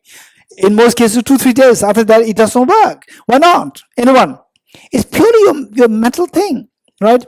Your mind cannot work. Your mind cannot run that effectively as you have intended. Your mind cannot work. So this mind should be trained. To train this mind, look at the discipline of His Holiness the Dalai Lama. It's amazing. It's amazing, the discipline. His Holiness the Dalai Lama, he would not waste even a second if there's a gathering there, and if there is no purpose for for anything, he just sit there like this. Then he would just rush to leave. Even 1 minute earlier, he would rush. But if there's a purpose there, if there's a purpose, even the aeroplane has to be stopped. The aeroplane, he will stop it, and he will continue to teach, continue to help others. His discipline is amazing. Every morning he gets up, no matter where he is. No jet lag, right? From here, from India, fly to America. In America, every day he would get up at 3:30 a.m. No matter where he is, 3:30 a.m. Such a discipline. So with this, how is that possible? We all have the same potential. The potential inside us, potential His Holiness has, and all these great teachers, is just the same. But outward is very different. We don't have the discipline. Our mind cannot even follow the discipline for 2 days of this timetable which you made, right? If the university imposes on you, then you will complain, protest. It's so strict, it's so rigid timetable. But you made it, you could not follow it in 2 days, right? But His Holiness is so disciplined. So how come? It's a mental training. So our mind, we're talking about the internal factors. And internal factors is purely mental. You have to train a mind. To train the mind, you have to know how the mind works. If you don't know how the mind works, right? Say that say if you give building a house on a contract, then if the contractor, if the person is very lazy, slow, not creative, and in fact, this is my personal experience, just like last year, and my friend, Tiruntirula there, so we were making a huge Buddha statue. He helped me to identify a factory, and the factory, the person, he's not like my age. He's very young. I don't know how he became so inactive. He's the owner of the factory. And I was giving him business. And he's not ready to take the business. Right? He's ready to take the business only if the order that I give is something very similar to what he already did before. He doesn't want to be creative. Right? I give ideas. Actually, it's good for him. I give him ideas to improve the quality of the statue. And he's not ready. He says, it's not possible. It's not possible. This is not possible. That's not possible. So passive. Right? And then I give up. So whatever he has from there, I select it. And then, I say, is this possible? He will say, no. Okay. Is that possible? No. So what do you have? I have this. Okay, go for it. Right? So for this, you only when you know the other person, then you will not exert yourself unnecessarily. If you know how the mind works, then you can use his mind effectively to train it properly. So how does the mind work? Look at these 51 mental functions. There are millions of mental functions there. Of these, there are 51 which are so crucially related to our development. From unhappy person, sad person, to a very happy, the person. From somebody who is totally disillusioned, lost, in pain, agony, from that situation where the whole world can empathize with you, but you can rise above that. So it's all the mental, the mental training. So for this, we need to know how the mind works. And don't overexert yourself. You have to train it properly, knowing the workings of the mind. So of these 51, I'm not going to discuss all 51, right? I'll just give you just a touch of the first 5, known as the 5 ever-present mental factors. What are the 5? The next slide. Okay.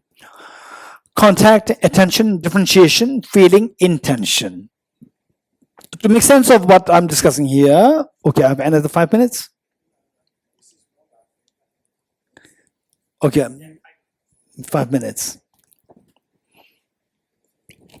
Okay, to make make sense of this.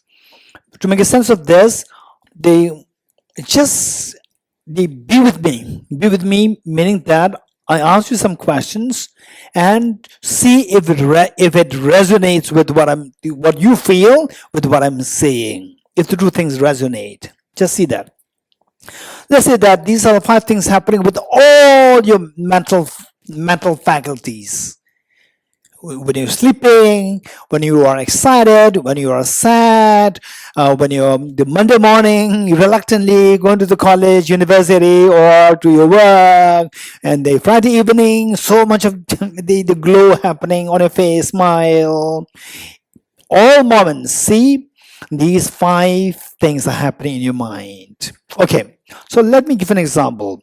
So to cut it short, to see the whole purpose for us is how to get rid of the internal factors. You getting it? Internal factors. The internal factors, I said 2. What are they? Ignorance and selfishness. 2. Right? Selfishness or self-centered attitude. 2. And in fact, and this afternoon is about the compassion. So there, I'm going to go more detail into this topic about compassion, related to compassion. These two are connected. Okay, let's say that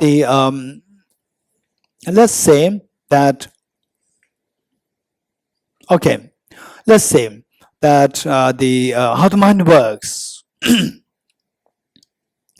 Morning, one early morning, let's say 5 o'clock or 6 a.m.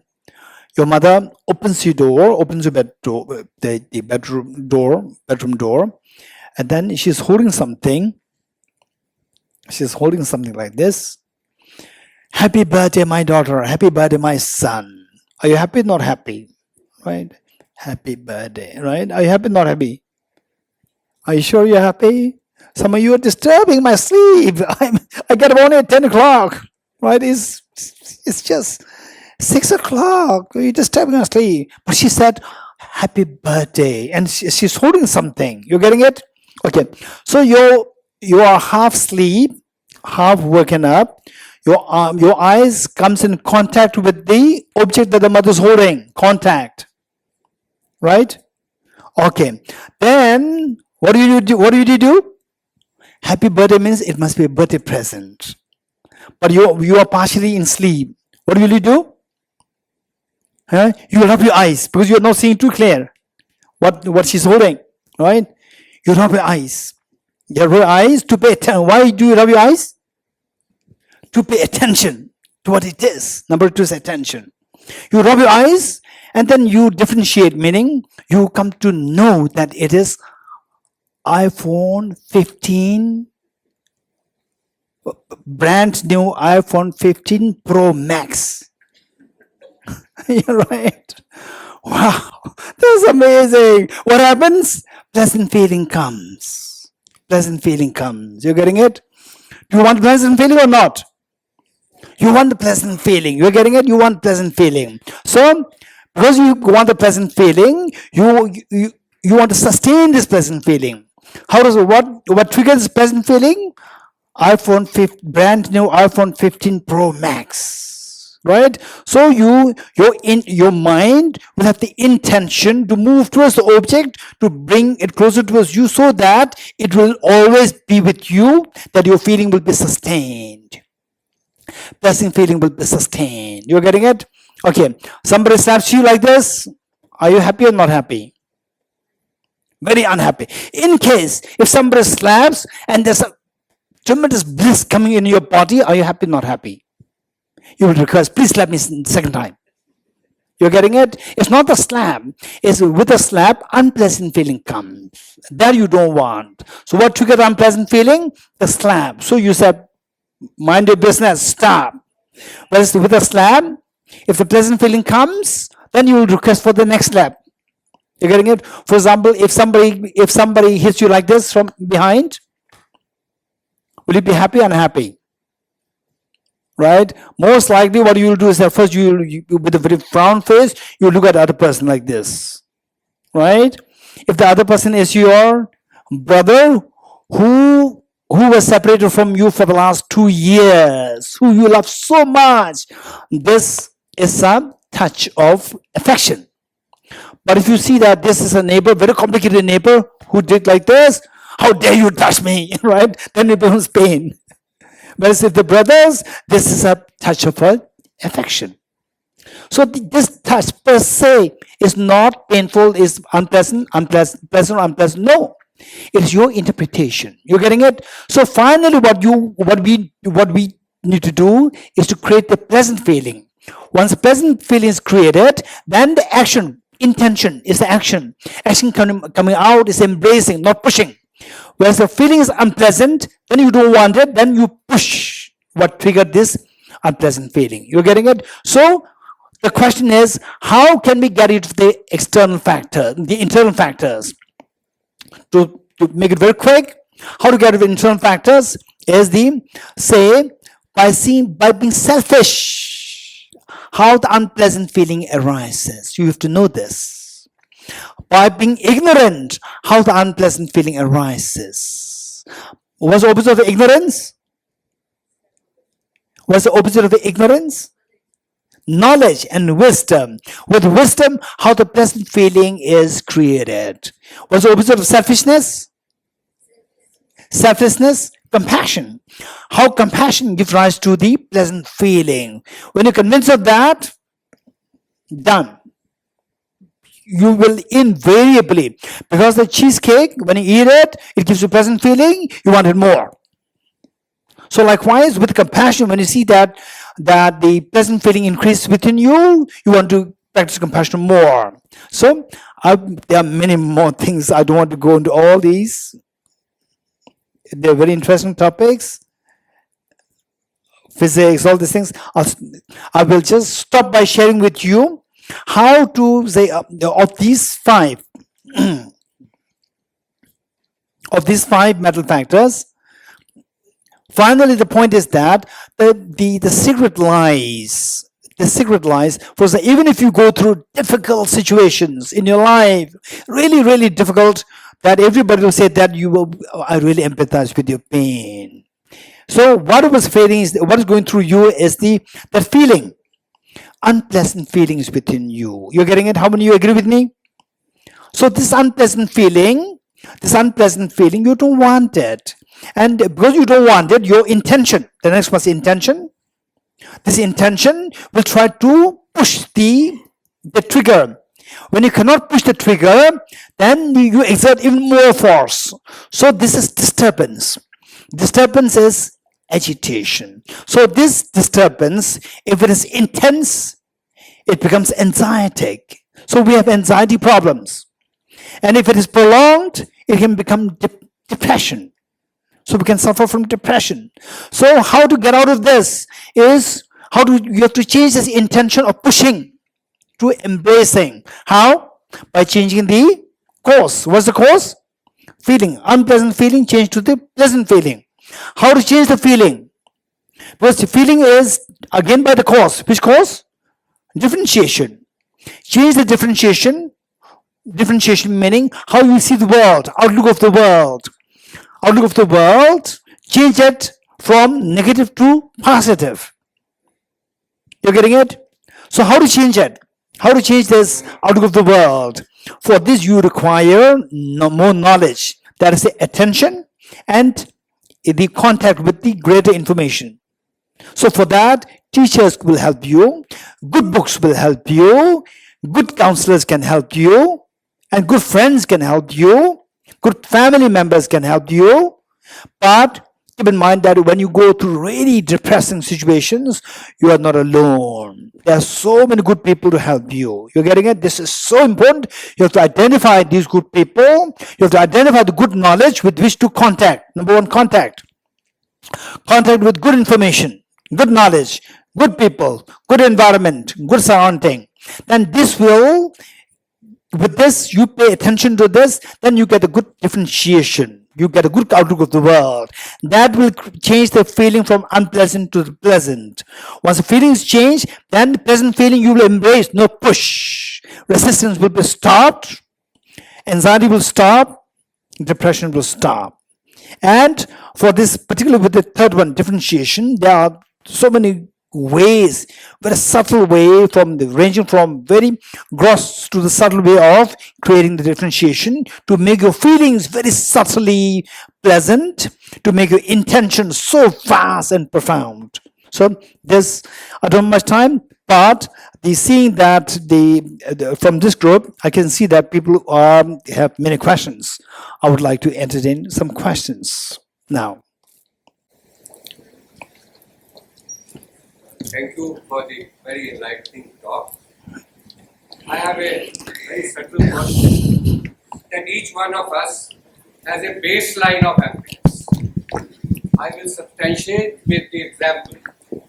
Supposing you get a lottery, you are on top of the world, but with the time, you come down up to the base level, Yes. which was your baseline of happiness. Yes. Similarly, you undergo a very tragic situation, you are in depression, but over a period of time, you again come back to your Baseline. So time has a very vital role to play either way, and each one of us has that baseline, number one. My second question is that power of now is very important.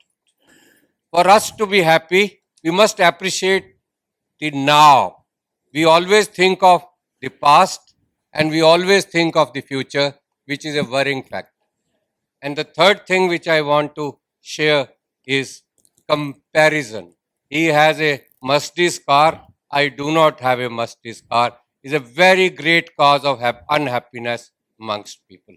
And fourth thing I want you to, Buddhism has a very special teaching on emptiness. This one concept which no other religion or book or literature teaches. You may like to throw some light on emptiness. Thank you very much. Thank you so much. I think better to give the answer right away rather than wait for the last minute. First line, the time is a great factor to heal. And there's a baseline of happiness. Even if you're very excited, it'll come down to the baseline eventually. Even if you're very sad, with time, again, it'll come back. So even this baseline, you can change it by this knowledge of the five mental factors. If you know how your mind works, even the baseline can be changed raised from like 20% to 40% to 50% to 100%. If this can be changed. Number two is the power of now. Power of now. Say yes, this is very important to utilize the now. In fact, there is a Tibetan expression which says that if you want to know your past meaning former lives, look at your body today.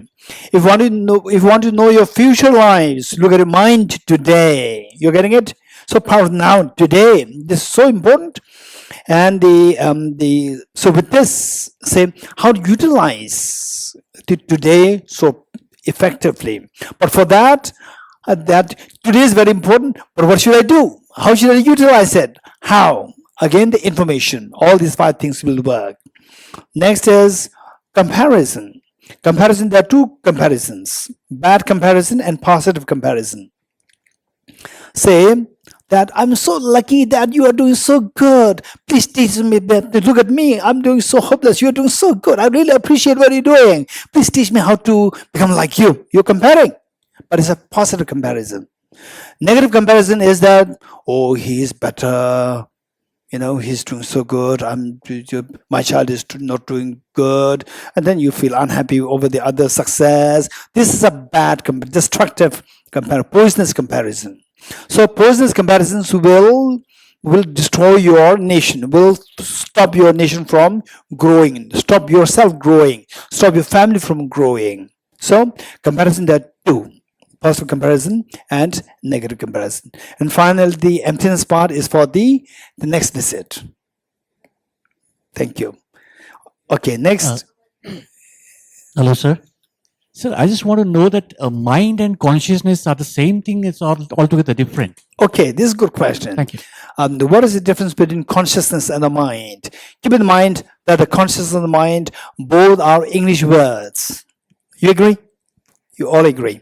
Both are English words. So we borrow English words from the Britishers, from the native English speakers, to relay, to convey concepts developed in Asia. You're getting it? So the Asians, when they borrow these words, they borrow the words according to their need. So some people, they say for them, they borrow the words consciousness and mind to mean the same thing. These two are the same. For example, in Buddhist philosophy, these two are understood as the same. These two words are borrowed to mean that these two are the same. Whereas many of the other Indian traditions, where the mind and the Atma, the soul is translated as a consciousness. Soul is translated as consciousness, and mind is not the consciousness. This is how some of the traditions borrow the words from English to convey the meaning, to distinguish between what is a man or manna in Sanskrit, and then the Atma, or the person or the soul. So to distinguish the two, then they borrow these words, consciousness to understand the Atma, and the mind to understand the man or the manna. So it depends on the context where these words are being borrowed. So if you learn, say, a particular tradition A, where the mind and the person, these two are treated as person, meaning the soul, these two are treated as two separate entities, then usually these traditions, they use the consciousness and the mind to understand differently. But in an empirical sense meaning which we can experience, you and I can experience on that level, we can use the word consciousness and the mind, particularly in the context of the neuroscience. These two words are used as interchangeably. Good. Next. Thank Yes. you so much. I just want to know about meditation and deep breathing. Are these and one thing more, like when we are meditating, like if I do Om chanting or whatever the mantra I'm doing, is that actually meditating? Like if I'm doing that? Okay, good.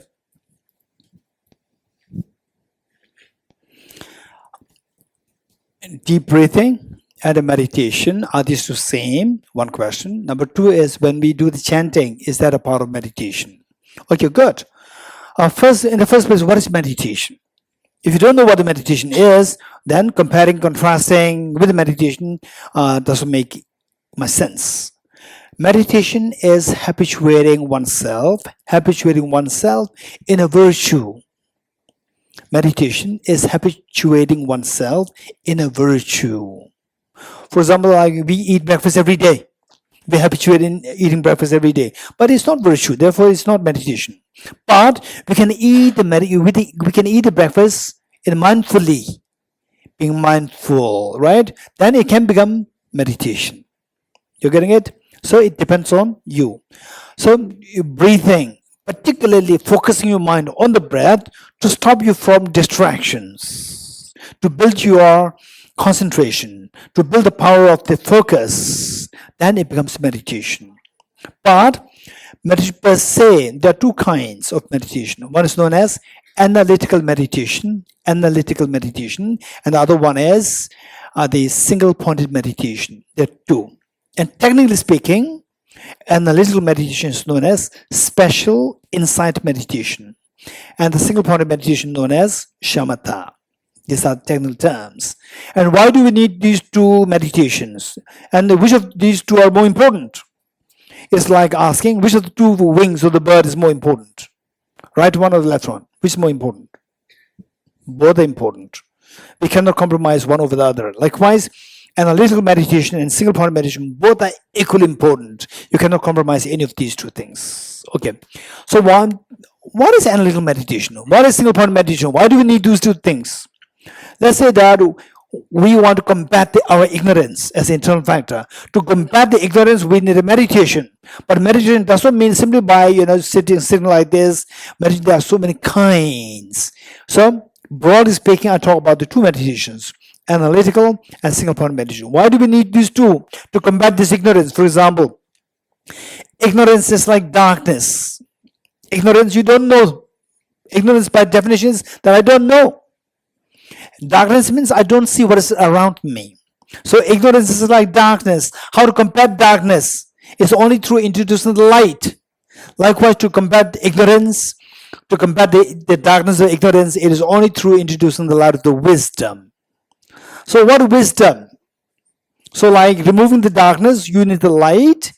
Remove the ignorance, we need the light of the wisdom. So this light of the wisdom, for example, like a candle. If it is dark, you want to read a book, you need, let's say you light a candle. If the candle is so feeble, you can hardly read the book. So the light must be extremely bright.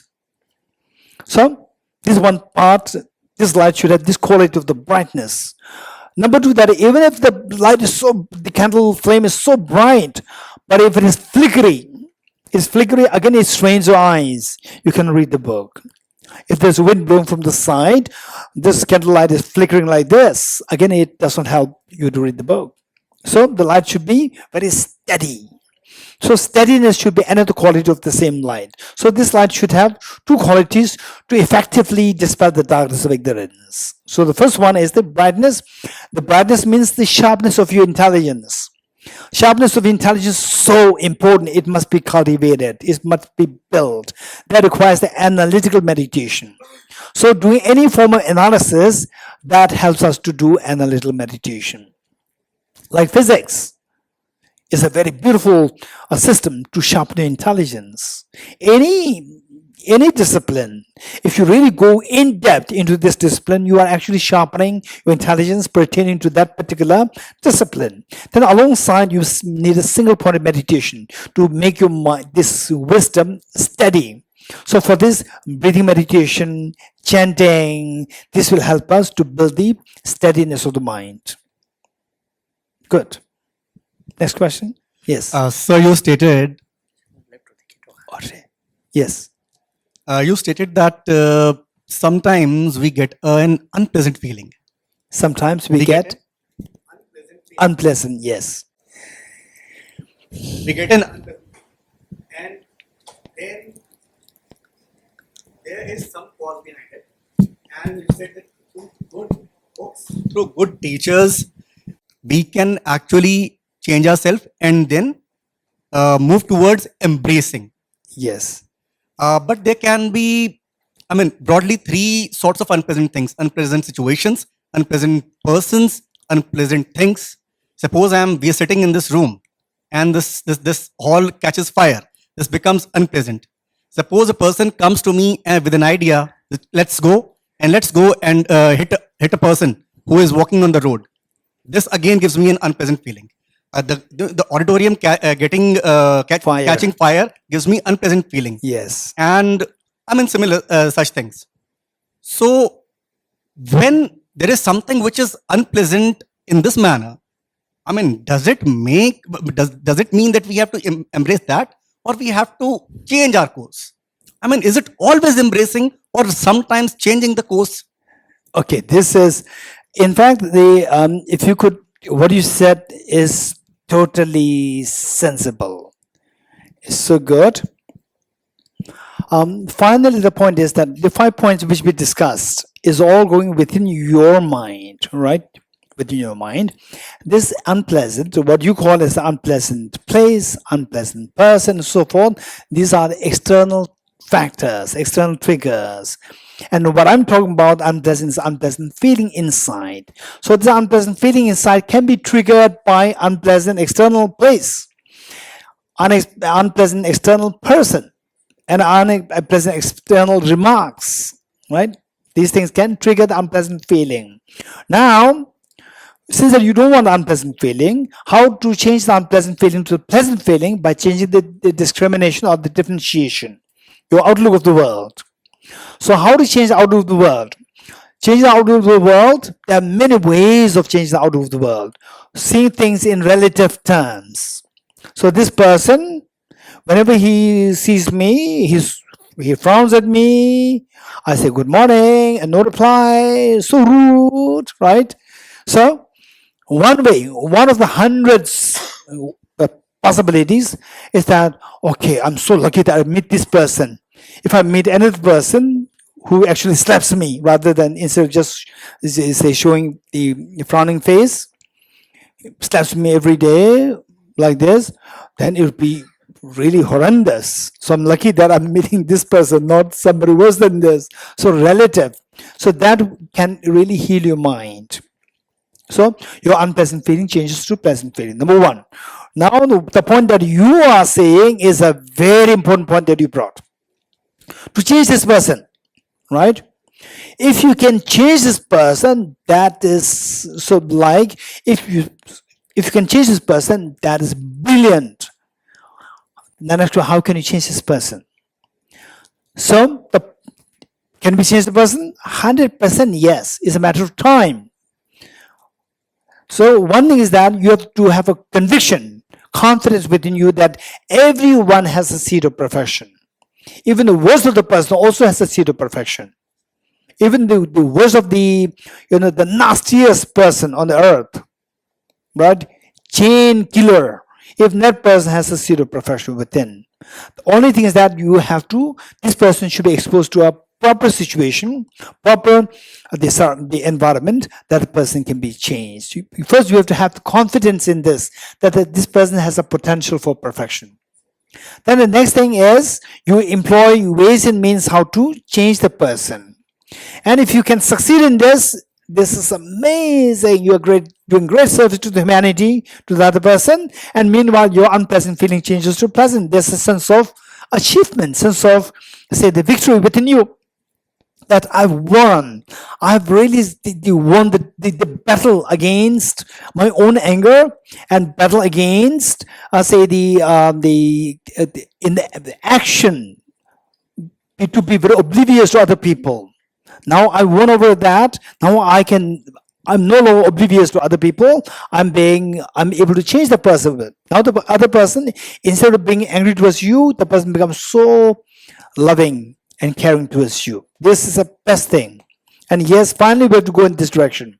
And particularly this afternoon session will be dedicated for, say, giving the maximum benefit to others is the maximum joy within, maximum pleasant feeling within you. So how does it happen? This is what we're going to be discussed in the afternoon class. Okay, Thank you. So what I want to talk about is, if you look at modern civilization, modernity now, for being happy, you need connections, okay? Connection, like what you said, with your inner being. If I want a connection with my inner being, I have to take away all kind of conditioning, all kinds of ignorance which has accumulated inside. That takes time. I need to connect with people around me, with animals around me, with nature around me. All these things, the modern civilization, modernity is making sure that you do not have time to do all those things. They're making this less and less. And there is a purpose. So it is really difficult to be happy. So you really have to struggle with time, with trying to earn your living and balancing all these things in this journey, which is not difficult. It's not easy. It's been made difficult. So that's one question. Okay, so can I address it right now? Because I may forget it. Okay, the next one. Okay, yeah. Okay. So what I would say is that number one, first we have to understand the reality, right? We cannot bypass the reality. We will understand the reality, and then within this domain of the reality, see how we can make the most to be happy. You're getting it? Some people, I would say they're too naive. They say that, oh, you're sick. Be happy out of sickness. How can you be happy out of sickness? Yeah. Right? And you're dying. Be happy out of dying. This is too naive, right? It's too naive. So when somebody's dying, nobody wants to die. And somebody's dying, the agony is degree of agony is so high. So instead of saying, "Oh, I'm happy dying," instead of that, this is totally unrealistic. We should be very realistic. So the agony can be minimized. Agony we cannot make the person happy over dying. You getting it? Some people they say like this: the joy of dying. There's nothing joy of dying. The reality is how to minimize the agony. We should be very realistic. We should not give a false hope in somebody else. So, how to mitigate the intensity of the agony of the other dying person, that we can do. You're getting it? So, the reality is there. Within the given reality, if possible, try to see how to make the most of this reality that you are happier. Or, if not, try to make the most of this situation that your pain is mitigated with the proper knowledge and undermining your self-centered attitude. These are the two options that we do. And then long run meaning not only this life, people who believe in the next rebirth, we can go from the situation to a better situation. Yeah. So I also agree with it. The other thing was there is always this thing which people use. For example, he talked about power of now. So if you believe, let's say, in destiny or the will of God, okay, whatever has happened had to happen. Okay, so you are not concerned about the past now. You have no regret of the past. You say, oh, whatever happened has to happen in the future also. Then you have no fear of the future. So you're in the now in a way. But that's a very shallow now because it's coming out of ignorance also. It's not coming out of knowledge. It's not coming out of. So even though you are living in the now, but it's a very, very ignorant now. So I'm saying that so faith does bring those things, but you also need knowledge along with it. It's not faith. I don't know. Faith. Okay, this is a very good question. Thank you. The power of now, and to what extent we can accept it. Okay, I would say that there's no contradiction in what you are saying and what the gentleman here was saying, the power of now. In fact, the power of now, they say is so important. At the same time, it's not that I forget the past. I don't think about the future. This is a very naive understanding of the power of now. Power of now, understanding the power of now is way beyond that. That now, power of now doesn't mean just the present moment. Okay, now I'm happy, right? What's your next plan? I have no plan, power of now. This very naive understanding of power of now. What's the real understanding of power of now is not now. It's the now with respect to the particular time, now with respect to the past, now with respect to the present, now with respect to the future. So this power now must be related to all three, not only the now. Which means that when you think about the past, think of the past very effectively so that you don't repeat the mistake now. Knowledge is required. Now, when you think about the future, think of the future so well that your planning is done properly, that the future generations will not go into the wrong direction. So without future planning and looking for the past mistakes and the past the good sides, then the humanity can just disappear.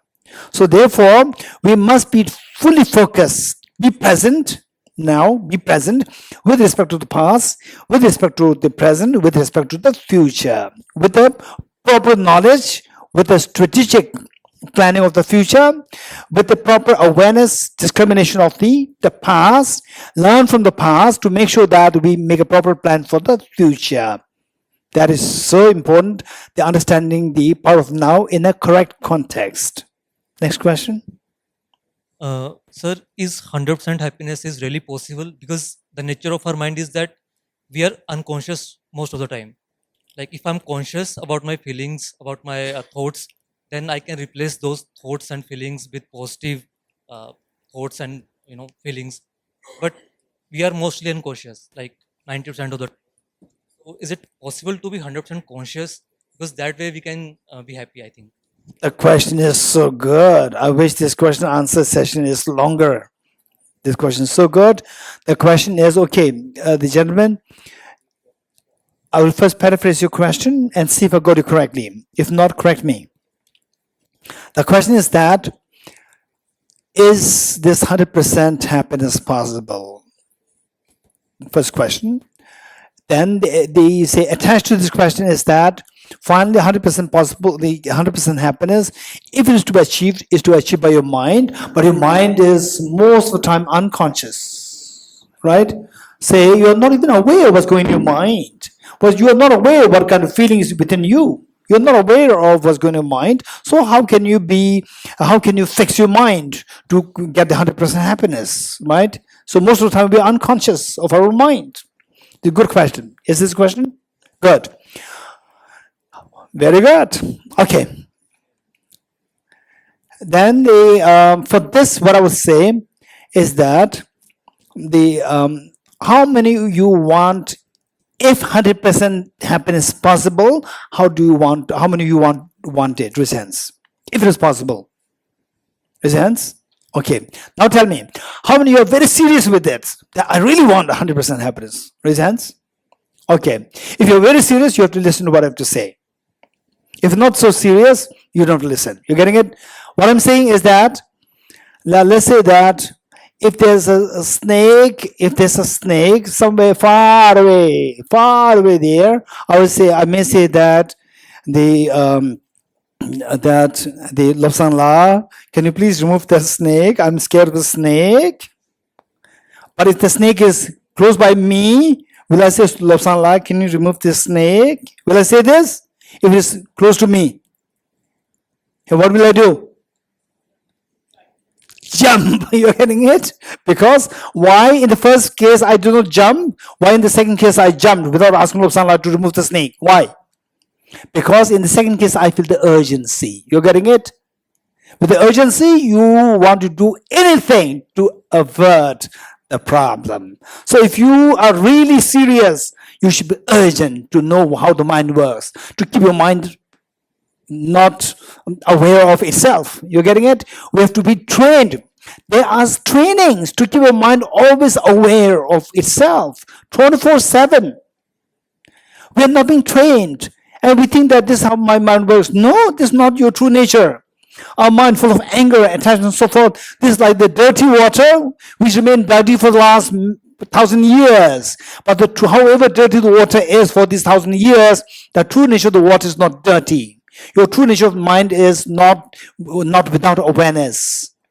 So therefore, there are trainings to retrieve this incredibly great the quality within you to be aware of your own mind 24/7.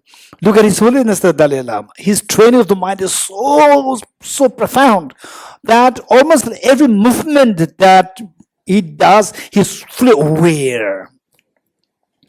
One time, when I was translating for His Holiness the Dalai Lama, of course His Holiness has the secretary, all the staff there to do things for him. And one time, he sees you, he sees somebody, he could see everything what is around. He could see everything around. Whereas when I focus on you, I don't see who's next to you. You're getting it? I don't see what kind of spec that you're wearing. His souls are aware of all these details. You won't believe. These are the trainings. So he's he's very special. He is, such a high enlightened being. Okay, forget about enlightened beings. Even the espionage, spies, even some of these detectives, they have such a sharp awareness. Every, they walk, they'll be aware of how many steps there, what kind of people, what kind of dress, what kind of cars, and what kind of place, everything the person's aware. These come from training. You can train this. Once you train in this, then see how the mental factors operate within you. Then fix this, the intention of rejecting others, resisting, to the embracing by changing the feeling from unpleasant to the pleasant by changing the outlook of the world, by getting the proper information of the contact and the discrimination. Good. But there is one more problem with the concept of happiness is that the more we try to think about happiness, the more sad we get. Like in the past, I tried so many times that I have to be happy, maybe in unpleasant situation, that why I'm being unpleasant right now. So the more I try to be happy, the more sad I get. Okay, so now you give me the answer. Where were you going wrong? The desire for happiness. No. Desire for happiness is so precious. Desire for happiness is so precious. You have the right to be happy. You can become happy. But you don't know how to get the happiness. It is like, say for example, it is like, say there is say you have a job interview. You're going for a job interview, and you are actually the best candidate, but there's one particular the interviewer who would be more keen to who is more affected by nepotism, and unfortunately you are not his close the person, right? So the chance for you to get the job is less, although you are the best candidate. So then, if you're being so naive, right, and if you're being too direct to this person with the nepotism, likelihood that you will get the job will be less. Whereas if you know the reality, oh, this is a person, this is the most difficult person, I should make sure that during my interview he's not there, right? So the interview becomes fair. If you don't have this piece of information, you will suffer. If you get this piece of information, you can avoid him, and then you can get the job. So therefore, to get happiness, even the seeking happiness, you become sad. This is because of not being able to identify the cause of the happiness. You're getting it? So we said that all phenomena arise from the causes, and what the causes are is taught by the enlightened being, and how to stop the negative causes is also taught by the great seer. So we have to identify these causes properly. So I said proper knowledge, proper books, proper teachers, and proper environment, how to get the real happiness. Then you will succeed. Okay, there's one lady over there, or there's another, yes, over there. Okay, two questions. First of all, thanks for a great session. My question is, like Buddhism tells the path of peace, and I want to know about the difference between peace and happiness, particularly in Buddhism. Okay, what I would say is that I would say I want pizza. I'm not really about whether it's Italian pizza or Indian pizza or French pizza. I want pizza. Likewise, what is peace? What is peace? So different traditions, they will come to explain what it is. It's not like from my point of view, this is peace. My point of view is happiness. No, bread is bread. You're getting it? Bread is bread. So what is happiness? What is the difference between happiness and peace? So people can differ in explaining what happiness is, what peace is. Funny, what you want. You're getting it? What you want. This is what we have to check. And the peace is where, say, we all have the experience of what peace is, right? You say, if you go to a very crowded place for like 10 days, and suddenly you come to Chandigarh, right? Suddenly, it doesn't mean that Delhi is crowded. You're getting it? So suddenly you come to Chandigarh, it's so peaceful. It's amazing. You have to really experience your peace. This is not the Buddhist peace. This is not Hindu peace. This is real peace. You're getting it? So your understanding, our understanding, not only you, my understanding, we all our understanding must be a real experience, not just hypothetical or philosophical peace. You're getting it? Real. We all have the experience of the peace. That peace does not have the labels. That's real peace. We all have the experience of happiness. That is there's no label as Buddhist happiness or so forth. There's real happiness there. So what's the difference between the two? So I would say that in the first place, Many people, they will say their happiness is as attached only to the physical happiness. When it's a happiness, no, this is so weird. They mean physical pleasures for them. Whereas for many other people, happiness is mental, physical, both. It's not purely physical. So the point is that what do you mean by happiness? What do you mean by peace? This is what we have to understand it, and then we can see if these two are same, these two are different. In other words, when we talk about the world peace, where the harms are stopped. When the harm is stopped, then we say it is peaceful. War is stopped, then world experience peace. We seek world peace. The happiness, and then in the more the systematic practices, happiness, physical happiness, mental happiness. Even within the mental happiness directed towards external objects, and happiness directed towards the internal experiences. And within the internal experiences, happiness directed towards your mind, happiness directed towards the quality of the mind. There are various levels of happiness. Good. Now the last one. Sir, I wonder if we were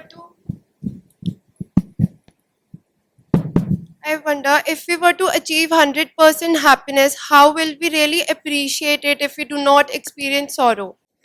Okay, this is a good question. So this is a good question. If you don't, it is like Saniji, you have a colleague there. If you don't know what is sorrow, then how can you appreciate 100% happiness? That's very true, right? Same. Say there was IAS officer, Indian Administrative Service officer.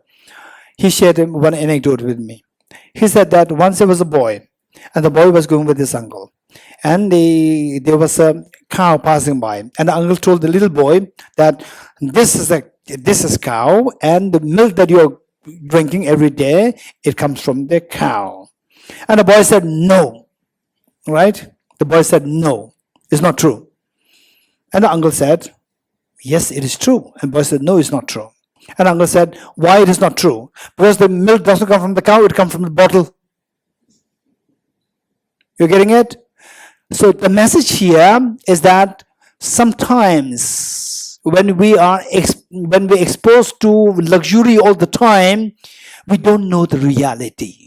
You're getting it? So therefore, if you don't know what the sorrow is, you don't appreciate what the real happiness is. So we need some form of sorrow. The point is that have the knowledge of sorrow and experience sorrow, these two are different. Don't experience sorrow. You're getting it? You can have the knowledge of sorrow, but you say, if you want to experience the joy of freedom from cyanide, don't experience cyanide.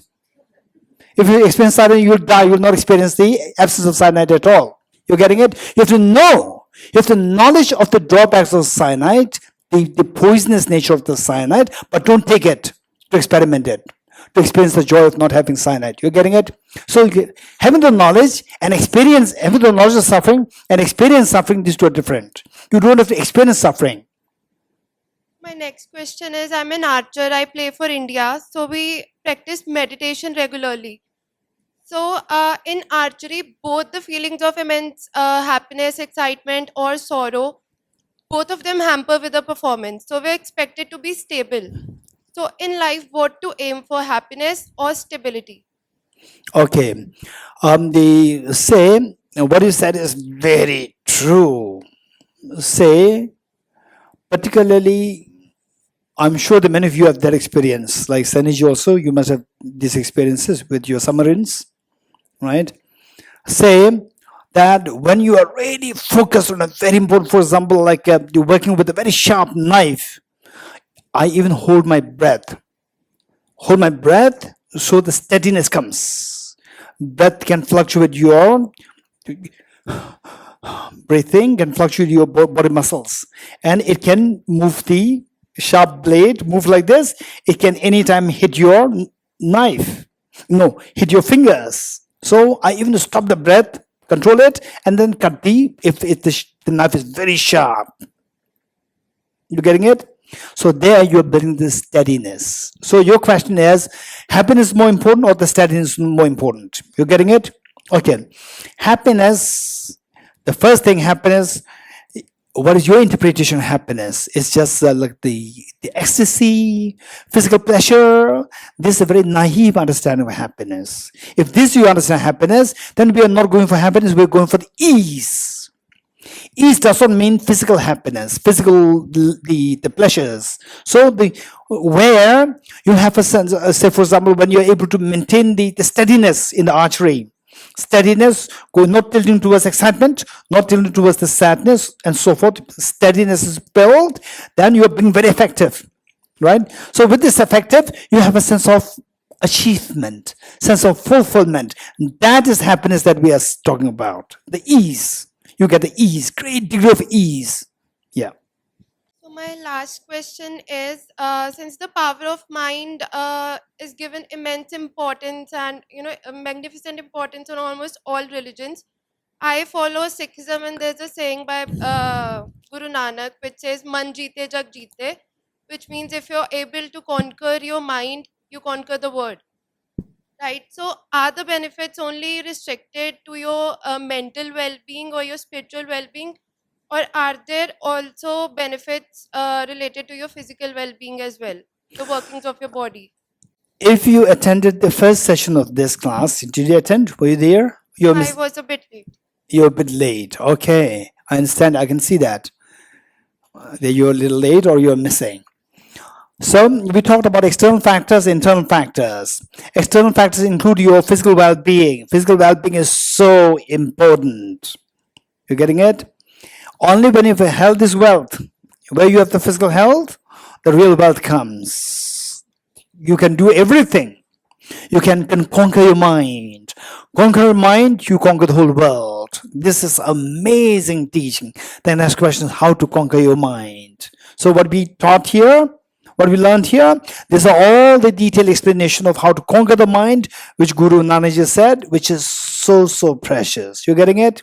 Okay. So the physical the conquer the mind, we need a good physical health.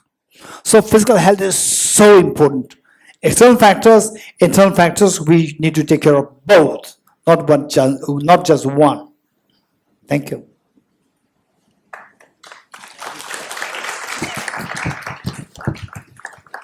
So thank you so much, Geshila.